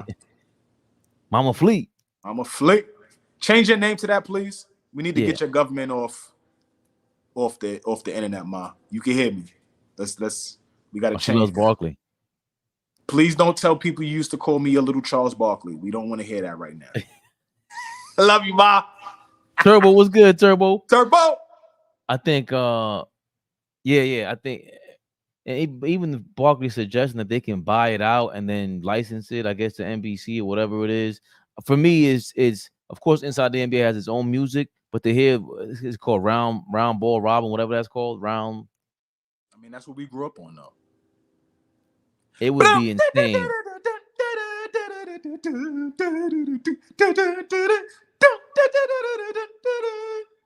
I think.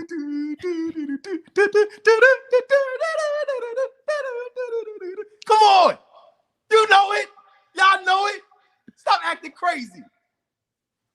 I think it would be insane if you heard that, like a slightly better version of what Fleet just did on TV with Inside the NBA.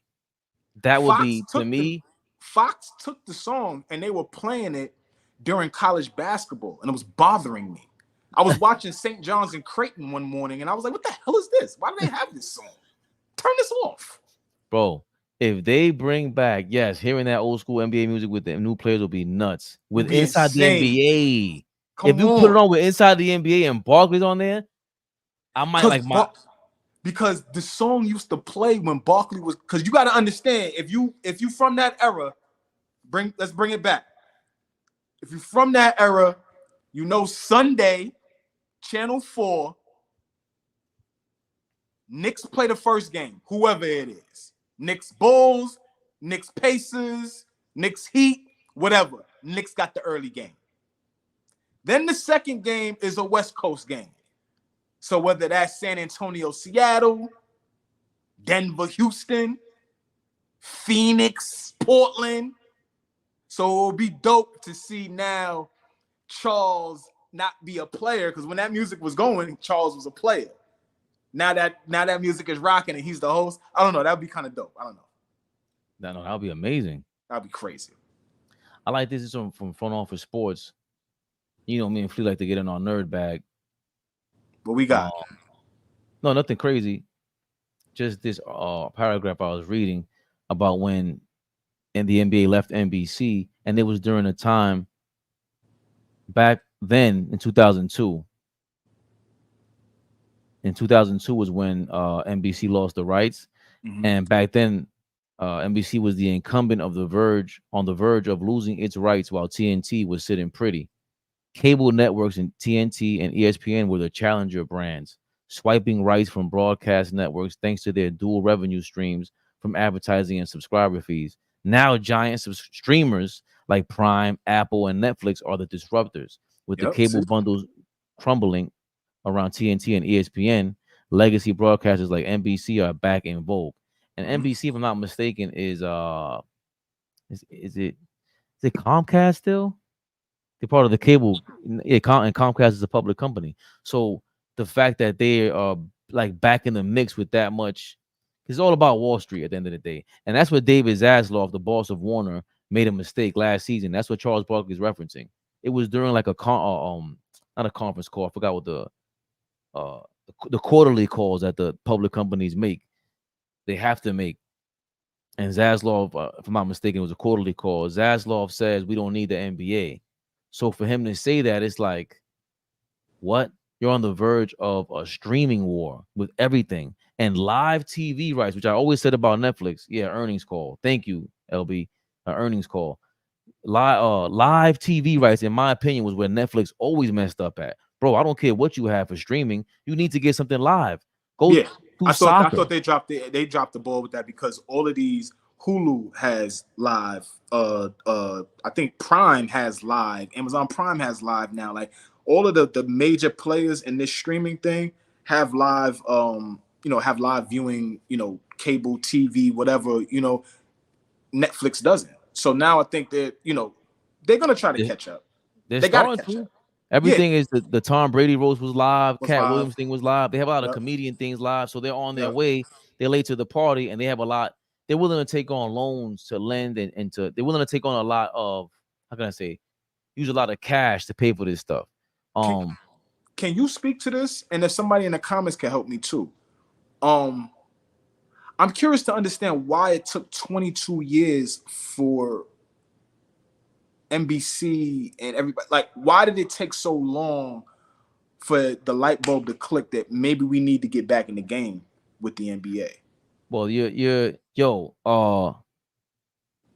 Lebatard has a guy named Dave Sampson all the time on his channel, and it speaks to the business of sports all the time. He's a bit of a dickhead, in my opinion. David Sampson sounds like a dickhead to me. He had a story about Barry Bonds that was stupid, but I like listening to him. You love Barry, so that's why you don't like it.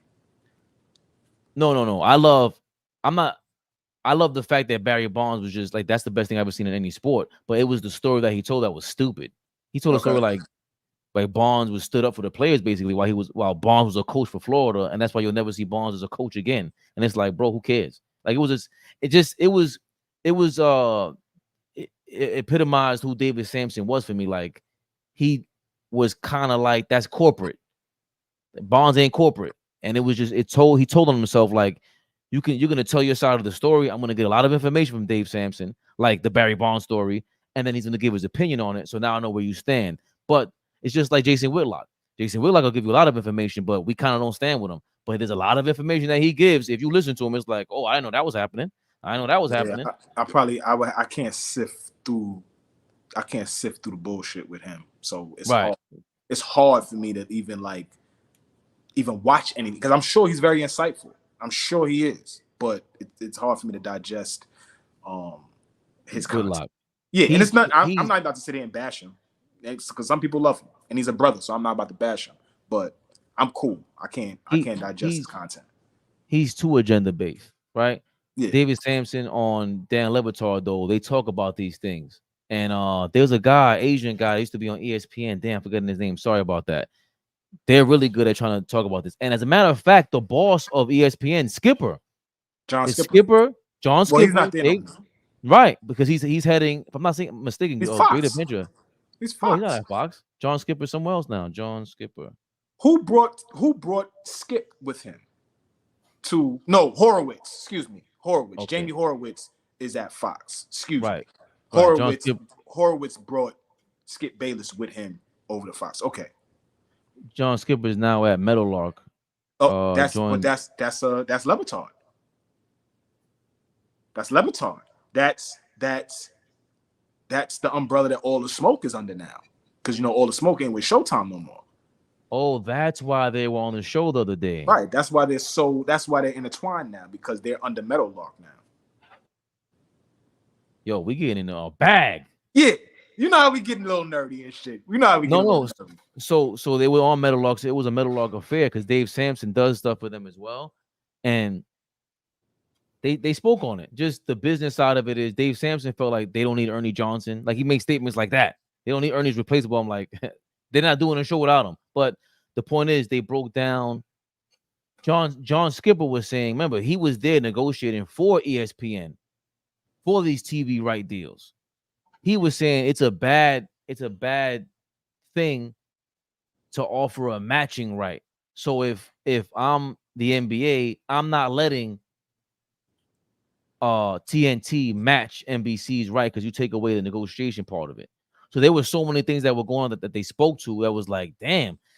John Skipper's the head of ESPN. He didn't even know about something that they were negotiating. And another guy, Dave Sampson, was like, yo, but this was considered a John Skipper rule. He was like, I never even looked at that. Whoa, shit. So they broke down like the negotiations from the top. He's like, all I'm looking for is the money right now. How much did we offer? All right, we ain't going over this much. And that's what he was breaking down. So going back to your question, NBC in 2002, a lot of people were losing the rights because NBC was back then. It wasn't Comcast. They were a part of if I'm not mistaken, General Electric. Because NBC, CNBC, that's MSNBC, that's all the same thing. They were under General Electric. General Electric, the people that make the people that make washing machines. Yeah. They got sold to Comcast at a certain point. That's why you ever seen 30 Rock?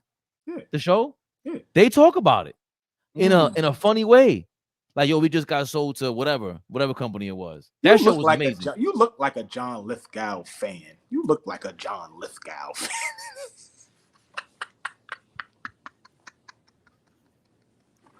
I'm not gonna lie. Who is that? That's the guy that like you know the guy on 30 Rock. No, in the front.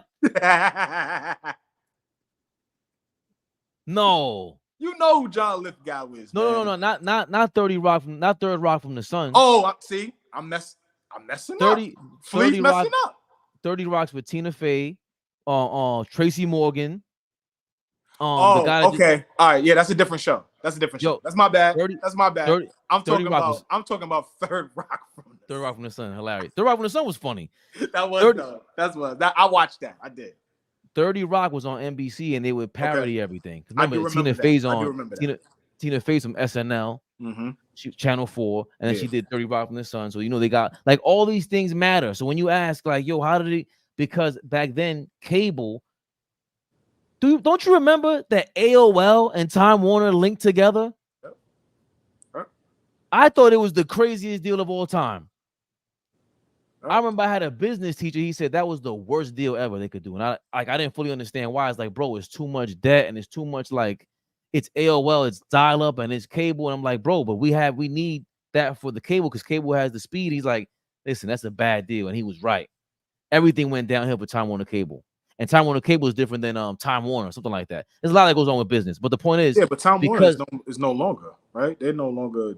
They just call Spectrum now in Spectrum. New York. Yeah, Spectrum. Right. Yeah. But just changing names. But so a lot was going on with the cable deals and somebody put up linear television. There you go. Linear television will always rule when it comes to sports. I'd rather watch on linear TV than streaming on Max like they did this year. I think we all rather do that. I think we all rather that. Yeah, and that wasn't the core. What was the core back then? That cable means everything. That connection with the reception and not the white cable, the old school one. The antenna is different than the actual cable because that's real service. You got a faster service. Era. Don't do me like that. I'm from that era. I remember that. Right. But all these things matter, and you're losing out on information. It's all about information. So NBC didn't see the big play. And sometimes certain companies, they own too much. Like Disney right now, Disney is Hulu. Yeah, but Disney got their hand in so much. That's the problem. Yeah, Disney has their hand in everything. Paramount Plus, ESPN, Hulu. No, they're not Paramount Plus. Paramount Plus is not Disney? No, that's their own company. Disney is Hulu, Disney Plus, ESPN, Disney ABC. Plus. There we go. Right. ABC, so they have their own streaming stuff, but you have the parks. They have a lot of their movies. They have too much going on. It's not like Apple. Apple's really centered on the computer, and they kind of threw us a computer with the phone, right? And it's just a smaller version. So and they obviously big in music. Apple has that music lane. And they're not even the biggest. Like Spotify is bigger. Why? And going back to the point, why is Spotify bigger than Apple? Because that's a direct. You're solely focused on this. Like I said before, we do Knicks Rehab because we got to solely focus on the Knicks, get the crowd going, then we'll leak you into our other stuff that we know about. But bird in the hand beats two in the bush. Netflix, every day. Netflix, Spotify is streaming specific. So Netflix is streaming all this. That's why it was surprising to me. They didn't go into streaming something live. Even any kind of news. Get your own Netflix news. That's stupid. I digress. NBC lost the NBA deal because they didn't see the internet coming. NBC was not an internet company. They're a cable, brought one of the original 7 or 3 or 4 TV Right, couple channels. channels. Yeah. They don't see, they look at cable like cable for a long time. Remember, HBO is bigger than whatever now because of the streaming huge thing. because it was so the lane was so small. You know what I'm saying? Everybody wasn't in the lane. So with HBO in the lane, they took up so much space in the lane. But shit, now they're a smaller player, to be honest. HBO, they had to do the whole Max thing and turn that into, okay, I gotta catch up with these dudes because what they doing? Oh, that's what they doing? Okay. But HBO is really TNT, CNN. It's all the same company because they bought them out. And they were AT&T at a certain point. AT&T bought them, and then they sold them to and merged with. You frying my brain now. You frying my brain. You know how you get with your nerdy shit. You frying my brain. All right. So, but the point is, NBC lost the NBA because they weren't looking ahead with the internet. They didn't really see that. They don't have. You ain't got anybody there that knows about this. You should have hired somebody for this because this was going to a different direction. So going back full circle 22 years later now, Amazon Prime, like you just mentioned, Hulu, Netflix, this is the new cable. It's been unplugging stuff. What do you call that when they unplug it? What, just getting rid of the cable? Everybody, right. I still have cable, and that's just being like old school. Right. Like just the old school mindset because I want to have multiple channels. I want to be able to watch this. I want to do that. I still want to be able to do boop, boop, boop, boop, boop, boop. You know what I mean? I still want to do that, right? Weird. But I don't need cable. I could get a couple streaming channels. I get a couple streaming services and be just fine, right? YouTube TV. Everybody keeps telling me about YouTube TV. Yo, Flea, you spend a little $50, $60, $70 a month and you get everything. Now, I'll be wanting to be more specific. What's everything? Is it everything? Y'all know me. If y'all know me, y'all know what everything is for me.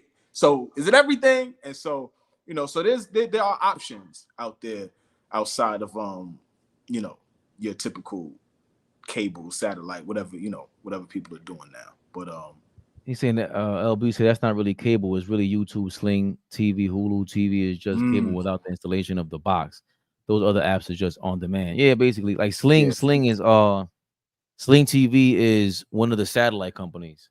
I think it's Direct TV or the other one, whichever one it was. I love YouTube TV. It gives you all the networks like regular cable boxes, and it gives you 4K. 4K, yeah. That's another thing somebody say. You get everything in 4K. So I'm surprised. I'm shocked. YouTube TV didn't go, yo, here's $5 billion. Stop playing with us. Because I thought, speaking of this is being the new cable, I thought, remember, YouTube is really Google, right? I thought Google would say, here's $5 billion. We already got every single content creator on here anyway. They all chop up highlights and talk about basketball. We're here right now. Like everybody's here. Right. I'm surprised Google didn't just say, here's $5 billion. And we're going to allow anybody to chop up every single highlight the way that you want, because that's all you really want at the end of the day. You want to put a patch on the jersey and have that being sold to the advertisers. Let's say Nike, whoever it is, on that jersey, you want to see it 100 billion times a day instead of 2 billion. So Google knew that. I'm very surprised Google didn't go to the NBA and go, forget NBC, bring that over here. Because that's what matters at the end of the day, selling the advertiser. It's going to be wild when we start seeing the YouTube patch on jerseys. That's going to be wild. That'll feel crazy. Yeah, that'll be wild. That arrow. It's just going to come full circle, man. That's going to be crazy. I think I've exhausted Flea, even though we did have another, what was the other topic? But I think I'm a little exhausted. I don't want to stretch. I'd rather give, would you say, the gusto? Like the Cake and Clark, you wanted to give the gusto. I plan on smoking that topic, so I got a lot to say about that. Wow. Topic. So you like what Barkley and LeBron said? I have a lot to say. Sisters, pull up. Come holler at me. Sisters, I need to holler at y'all. Okay, so can we have some fun for 10 minutes? I'm not pausing nothing. What? 10 minutes what? What you got for me, man? I'm sorry. I'm a Flea. He's yelling at me. What you got for me?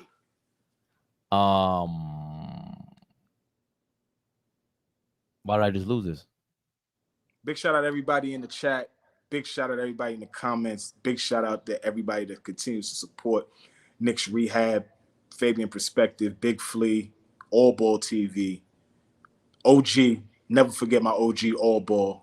He is thoroughly missed. Still moving around out there in the streets. We ain't gonna tell you where he's at, but he's moving around. So you gotta say he's on the west side, because you never know it's the west side of Harlem. West side, come on, west side is west side, baby. On the west side, just moving around. Let's get into this, man. I didn't have the video, I have smoke for this too. so I'll put it away. You pulled it up already. The people want to hear it now. You knew Golden what you State. was doing. You knew I what know. you was doing. I got 10 minutes. We could fry this up.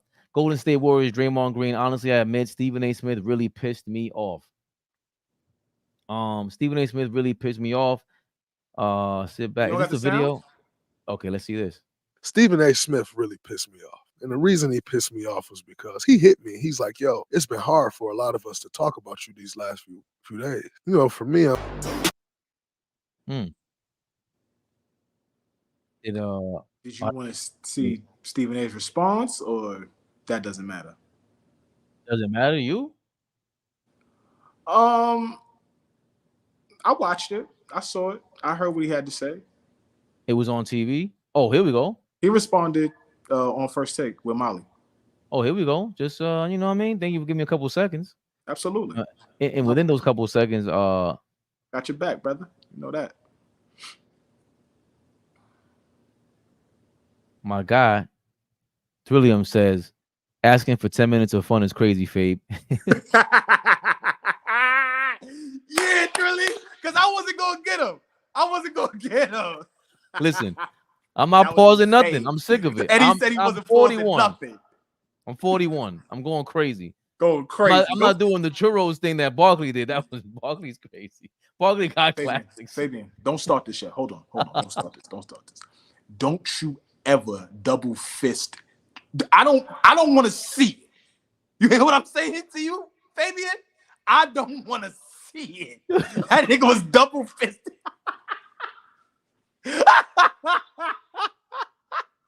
Yo, Shaq is sitting there crying. He said, crying. Nah.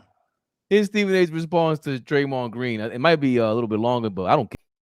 You know, people are gonna. Rudy Gobert was first, then Nurkic. I get you. Yes, Rudy Gobert was first. I just want to make sure because you know people are gonna. Mince words there. Right. I'm saying. Yeah. I mean, obviously, the part that you highlighted, Stephen A, about the anger management and how you were sensitive to that, you know, being a black man and not wanting to give credence. I mean, being a black man. We all heard. Yo, look at his face, man. Bunch of millionaires, man. Stephen A and Draymond are trash. They both two big girls arguing. I can't even say that. They two. I'm not supposed to say that. They both just, what are they talking about, man? That piece right there. So I'm assuming what triggered him was you saying that he was out of control, but I think you were referring to just. Yeah, man. I don't have to call Flea. I'm about to talk about Flea. He's a world famous athlete, bro. Shut up, Stephen A. Smith. These guys are just big, like they're and because I know Flea's done with it, but I got 7 minutes on that, baby. We're gonna get some prime time views.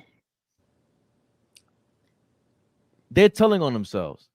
Draymond thinks he's slick. You don't want to be on ESPN. You want to roll with TNT and see what Shaq and them is doing.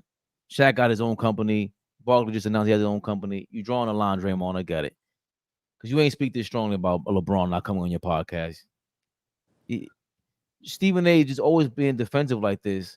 This is what happens when you play politics. You think you're a politician. Stop trying to be cool with everybody. Everybody ain't cool with you. They don't like you. They don't. Why do you need Draymond's his approval right now? Who cares? Why? I'm trying to figure this out, Flea. I'm gonna tell you. I'm gonna tell you. So please tell me. I'm gonna explain. Why does Stephen A. Smith need Draymond Green's approval? Because Stephen A. will never be honest with us about this one thing. He thinks he's one of them, and he is not. That is the problem. And it's whenever he is honest with himself. See, he could do it in jest. right? He could do it in conversation like he just did with Shaq. He's not a journalist like me, and I'm not a Hall of Famer like him, right? You can say that in jest, but if once he gets fully honest with himself that he is not a 5-time champion, a first ballot Hall of Famer, like some of the guys that he covers, he would be so much better. But he has this shit conflated with the fact that there's a celebrity to him now. He makes just as much as some of the lower level players in the league, right? He has become in his mind an equal to these NBA players. And I think he messes up the fact that you cover them. These niggas are not your friends. Stop thinking these niggas are your friends. That's my other issue. You walk around here, my man, my brother, my this, my that. These niggas not your friends. They not your friends. They do a job that you have to cover. If you build a relationship, cool. But stop moving around here like you are one of their close ones, like you're one of their peoples. Like they're gonna call you for their son's graduation. They're gonna call you for a barbecue, somebody getting married, the birth of a child, all of these kind of things. They're not calling you for that. Stop running around here like you cool with everybody and because you have their number, because you can reach out to them and say, hey, come do a spot on First Take, come do a spot on my podcast, does not mean you they mans. I think he's very, very confused. And when situations like this happen, it flusters him because it quickly reminds him, damn, that ain't my man like I thought it was. No, I'm not your friend. I'm not your friend. Draymond has conversations. You heard what he said. I have conversations. People run up to me and they give me the real about how they feel about him. Yes, I do come to the defense and say I know him as a person. But we're not breaking bread. Like, cut it out, man. We're not breaking bread. You're not calling me over to have dinner.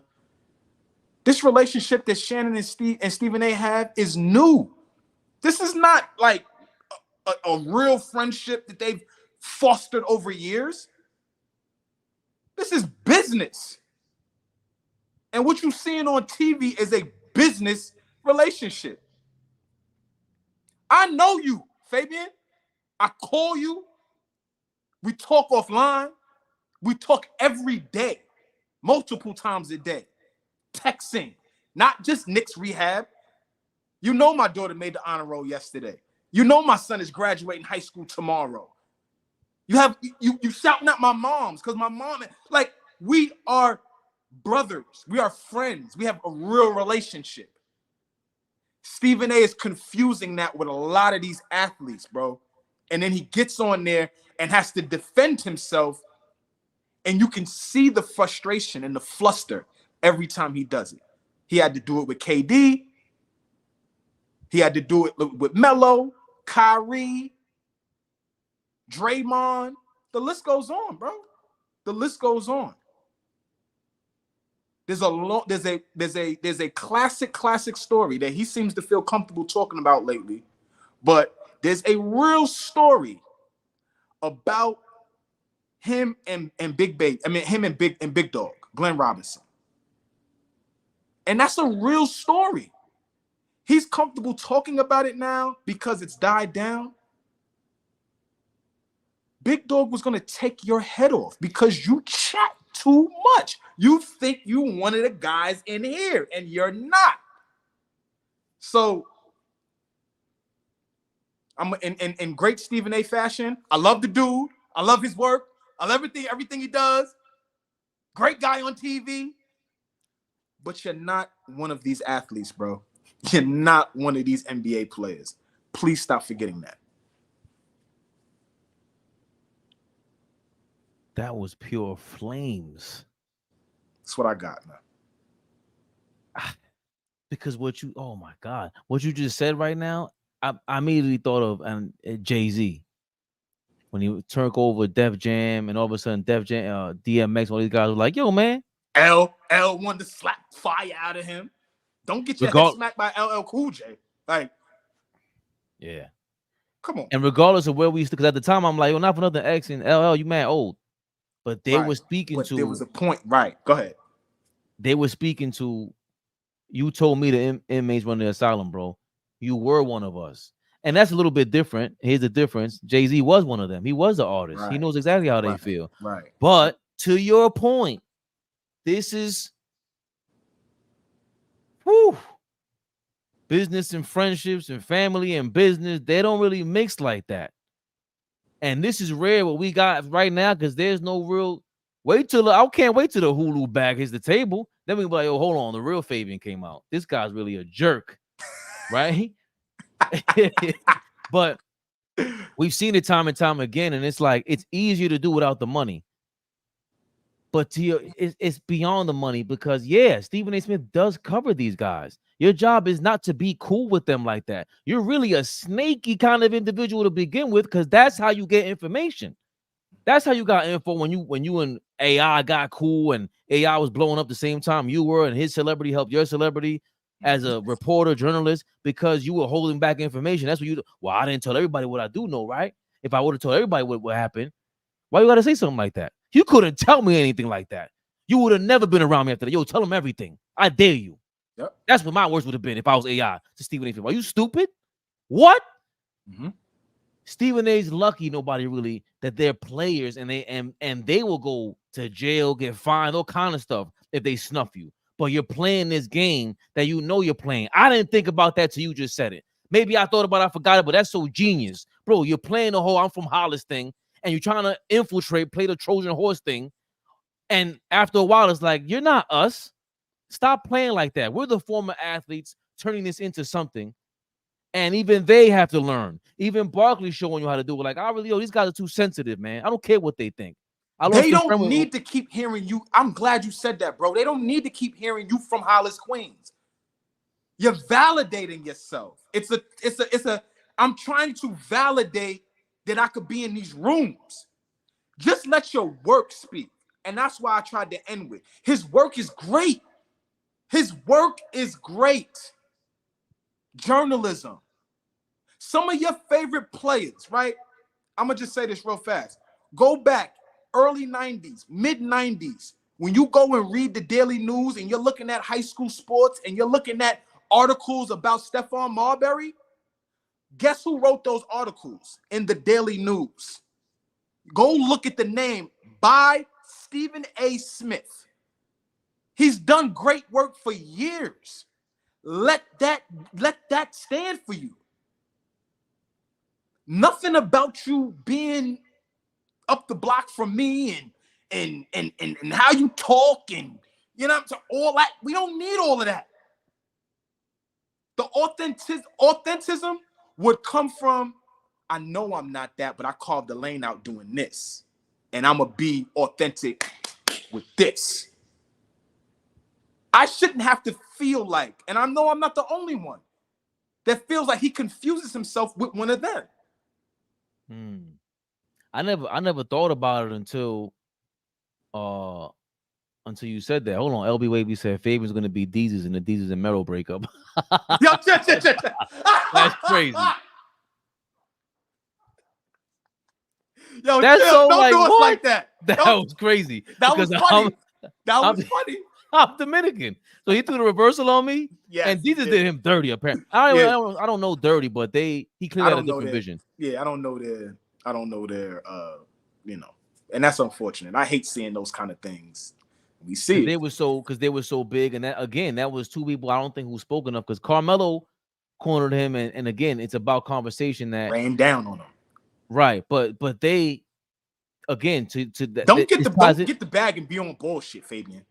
No, but this ties in together because there's no way you hit my phone. Don't get the bag and be on bull. First of all, I got the shades on already. Number one. Number two, the shade on is crazy. Number two, Deezus and Mero were supposed to have these conversations because you're a partnership. Draymond don't owe you nothing, Stephen A. The only reason why you feel that way also, because I never thought about what you said, but the only other reason why you feel that way is because you want him on First Take. You want him on your YouTube channel. You want him to partner because you think he's still an algorithm. He just said, bump. He just said, I think he's going to be a star in this industry. And you don't think Stephen A wants to cozy up next to another star? What are we talking about? It was burning his soul that Shannon Sharpe and Skip Bayless was so successful. Burning his soul that for 7 years he had a real competitor. I lined you up. Here you go. I'm going to go over here. I'm referring to Skip right now. I'm going to go over here. And we're going to duke it out. And I'm gonna show. They was never big as First Take. Undisputed was never as big as First Take. But they were right there. Right there. But that's a beautiful transition to my next thought. Stephen A. Smith did Skip Bayless dirty with that Shannon Sharpe scenario. And I never understood why. There's something going on with him and Skip. And he has the same frenemy relationship with everybody, it feels like. Stephen A. does. Yeah. Max Kellerman. Even Shannon Sharpe hasn't felt it yet, but I'm pretty sure Shannon, if he's not aware of it. Coming. That is on the way. That's on the way. We all see it. Who can sit? I can't think of anyone that can sit next to Stephen A. Smith. There's only one person, as a matter of fact, that can sit across or next to Stephen A. Smith, and it feels right at home. Colin Adams? Yeah, I know. I'm comfortable. Next to Stephen A. Smith? I'm comfortable. It wouldn't be comfortable. It would be one is authentic, the other guy's, right? There's only one person. Who you got? Skip Bayless. Oh. There was no other perfect marriage with Stephen A. Smith. That's the guy that left you, I guess, for more money for Fox or whatever it was. He wanted to live in LA or whatever it was. Shannon's doing that now. So there's nobody else that looks as comfortable with Stephen A. Smith. He's not, to me, he's not really, even with that being on TV right now, it wasn't that great. What's great about you is that you're a loud Muppet. That's how you got on. You're a Muppet. Skip Bayless is a Muppet. Shannon Sharpe has become a Muppet. Charles Barkley, I don't know if he's a Muppet because he's very talented. He's funny, like legit funny. We look to inside the NBA to see him. Like, even Shaq can't do. Shaq is funny, but he ain't Charles Barkley funny. He's not Chuck. He's not Chuck. And Draymond has shown me something lately, but he's going through his early Shaq phase in the media game because he's still kind of, when he gets a lot more comfortable and gets rid of this, he's trying to argue about everything, right? But my point is that everyone needs help. It's entertainment. It's Hollywood. And I never thought about him thinking that he was just like them and that he's cool with everybody until right now you said that. And I'm like, yo, he does have a frenemy relationship with everybody. And we don't even know that dude. We just reacting to what we see. But the other side of this too, Fabe, is that the players that are inserting themselves in this lane are becoming exactly who they hated for years. Oh my God. Everybody. But they I'm sorry. Everybody is using their lane for personal vendettas that they have. I'm gonna just keep it on Draymond. I ain't even gonna talk about the rest of these dudes. The mere fact that you use your platform to get your rocks off on Rudy Gobert is corny. It's corny. That Minnesota Timberwolves team is the best defensive team in the league from October to April. Nothing about that was a fluke. There is a reason why they are the way they are on the defensive end. Jaden McDaniels is great. Anthony Edwards is amazing. But Rudy Gobert anchors that defense.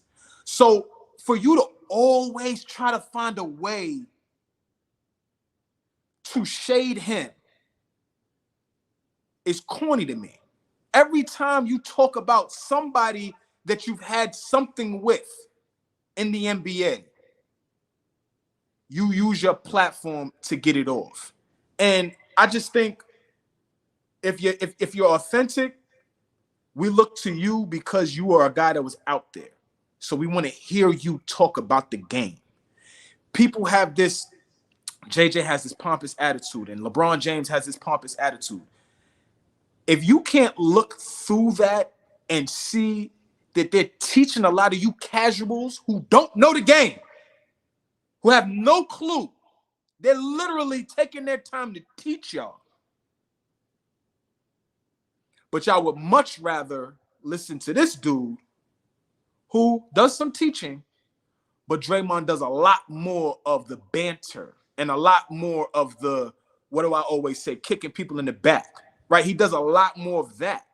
And so I just hope that as more and more guys get into this media space, as more and more guys get into this content space, don't become the people that you've hated for so long.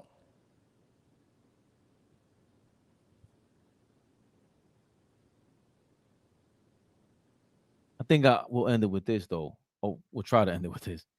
It is just showing you that Stephen A is just human, and it wasn't as easy as you may have thought it was to be something, to be this true, whatever you thought you were going to be, Draymond. You're just like Stephen A, and that's my real issue. You guys are the same people. You're not JJ Redick, even though JJ does have his own agenda, just like you guys. He wants the money. Y'all ain't quite JJ. Draymond's not calling a game. Stephen A, you're not calling a game. You're not calling a game. Not this game. You calling, like you said, you calling some WWE games. You could call out Rudy Gobert and kick his back in after you put him in a headlock. Yeah, you could do that, Draymond. Rudy and his team still playing. And that's what we're talking about. It's like, that's why 50 Cent kind of pisses me off sometimes. Like, bro, enough is enough. You got money. There's no need for it. You don't have to talk about everything. And it's dirty. It's nasty. It's nasty. It's not as easy as everyone thinks. Yeah, we're using your clips to get views, and we react to it, but we're being authentic about it. Draymond doesn't explain why Rudy Gobert. Draymond doesn't explain why Rudy Gobert shouldn't be the defensive player of the year. And when he does, he's not like, we can see right through him. He does certain things he's great on. When he's actually questioned, when there's a question on Inside the NBA, he reacts to it well because there's somebody there to interact with.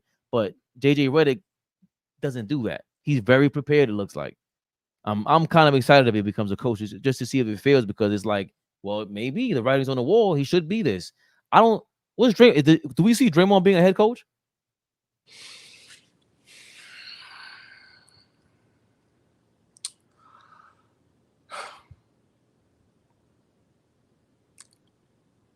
Yes. Could he do it? Yes. Yes. Could he do that? Yes. Could he be good at it? Completely different question. Do you see it? No. I do not see a franchise hiring him to be a leader of men. No. There you have it. We did our best. Fabian Perspective. Are we live? Big Flea, Never the Little One. We appreciate y'all so much, man, for really locking in with us today. We had a lot to talk about. I did Flea dirty. That was 2 hours and 20 minutes. I ain't saying pause. He nerded me out, y'all. Love him, though. One more comment. Nah, you better get a chance at seeing God before seeing Draymond as a head coach in the NBA. Thrillio, you've been rolling tonight, big dog. We're going to give you commenter of the night. We're going to start that. Commenter of the night. We're going to start that. Salute. You already know AllBall TV. AllBall TV. They scared, but I'm not. They don't like comentario. Y suscribe.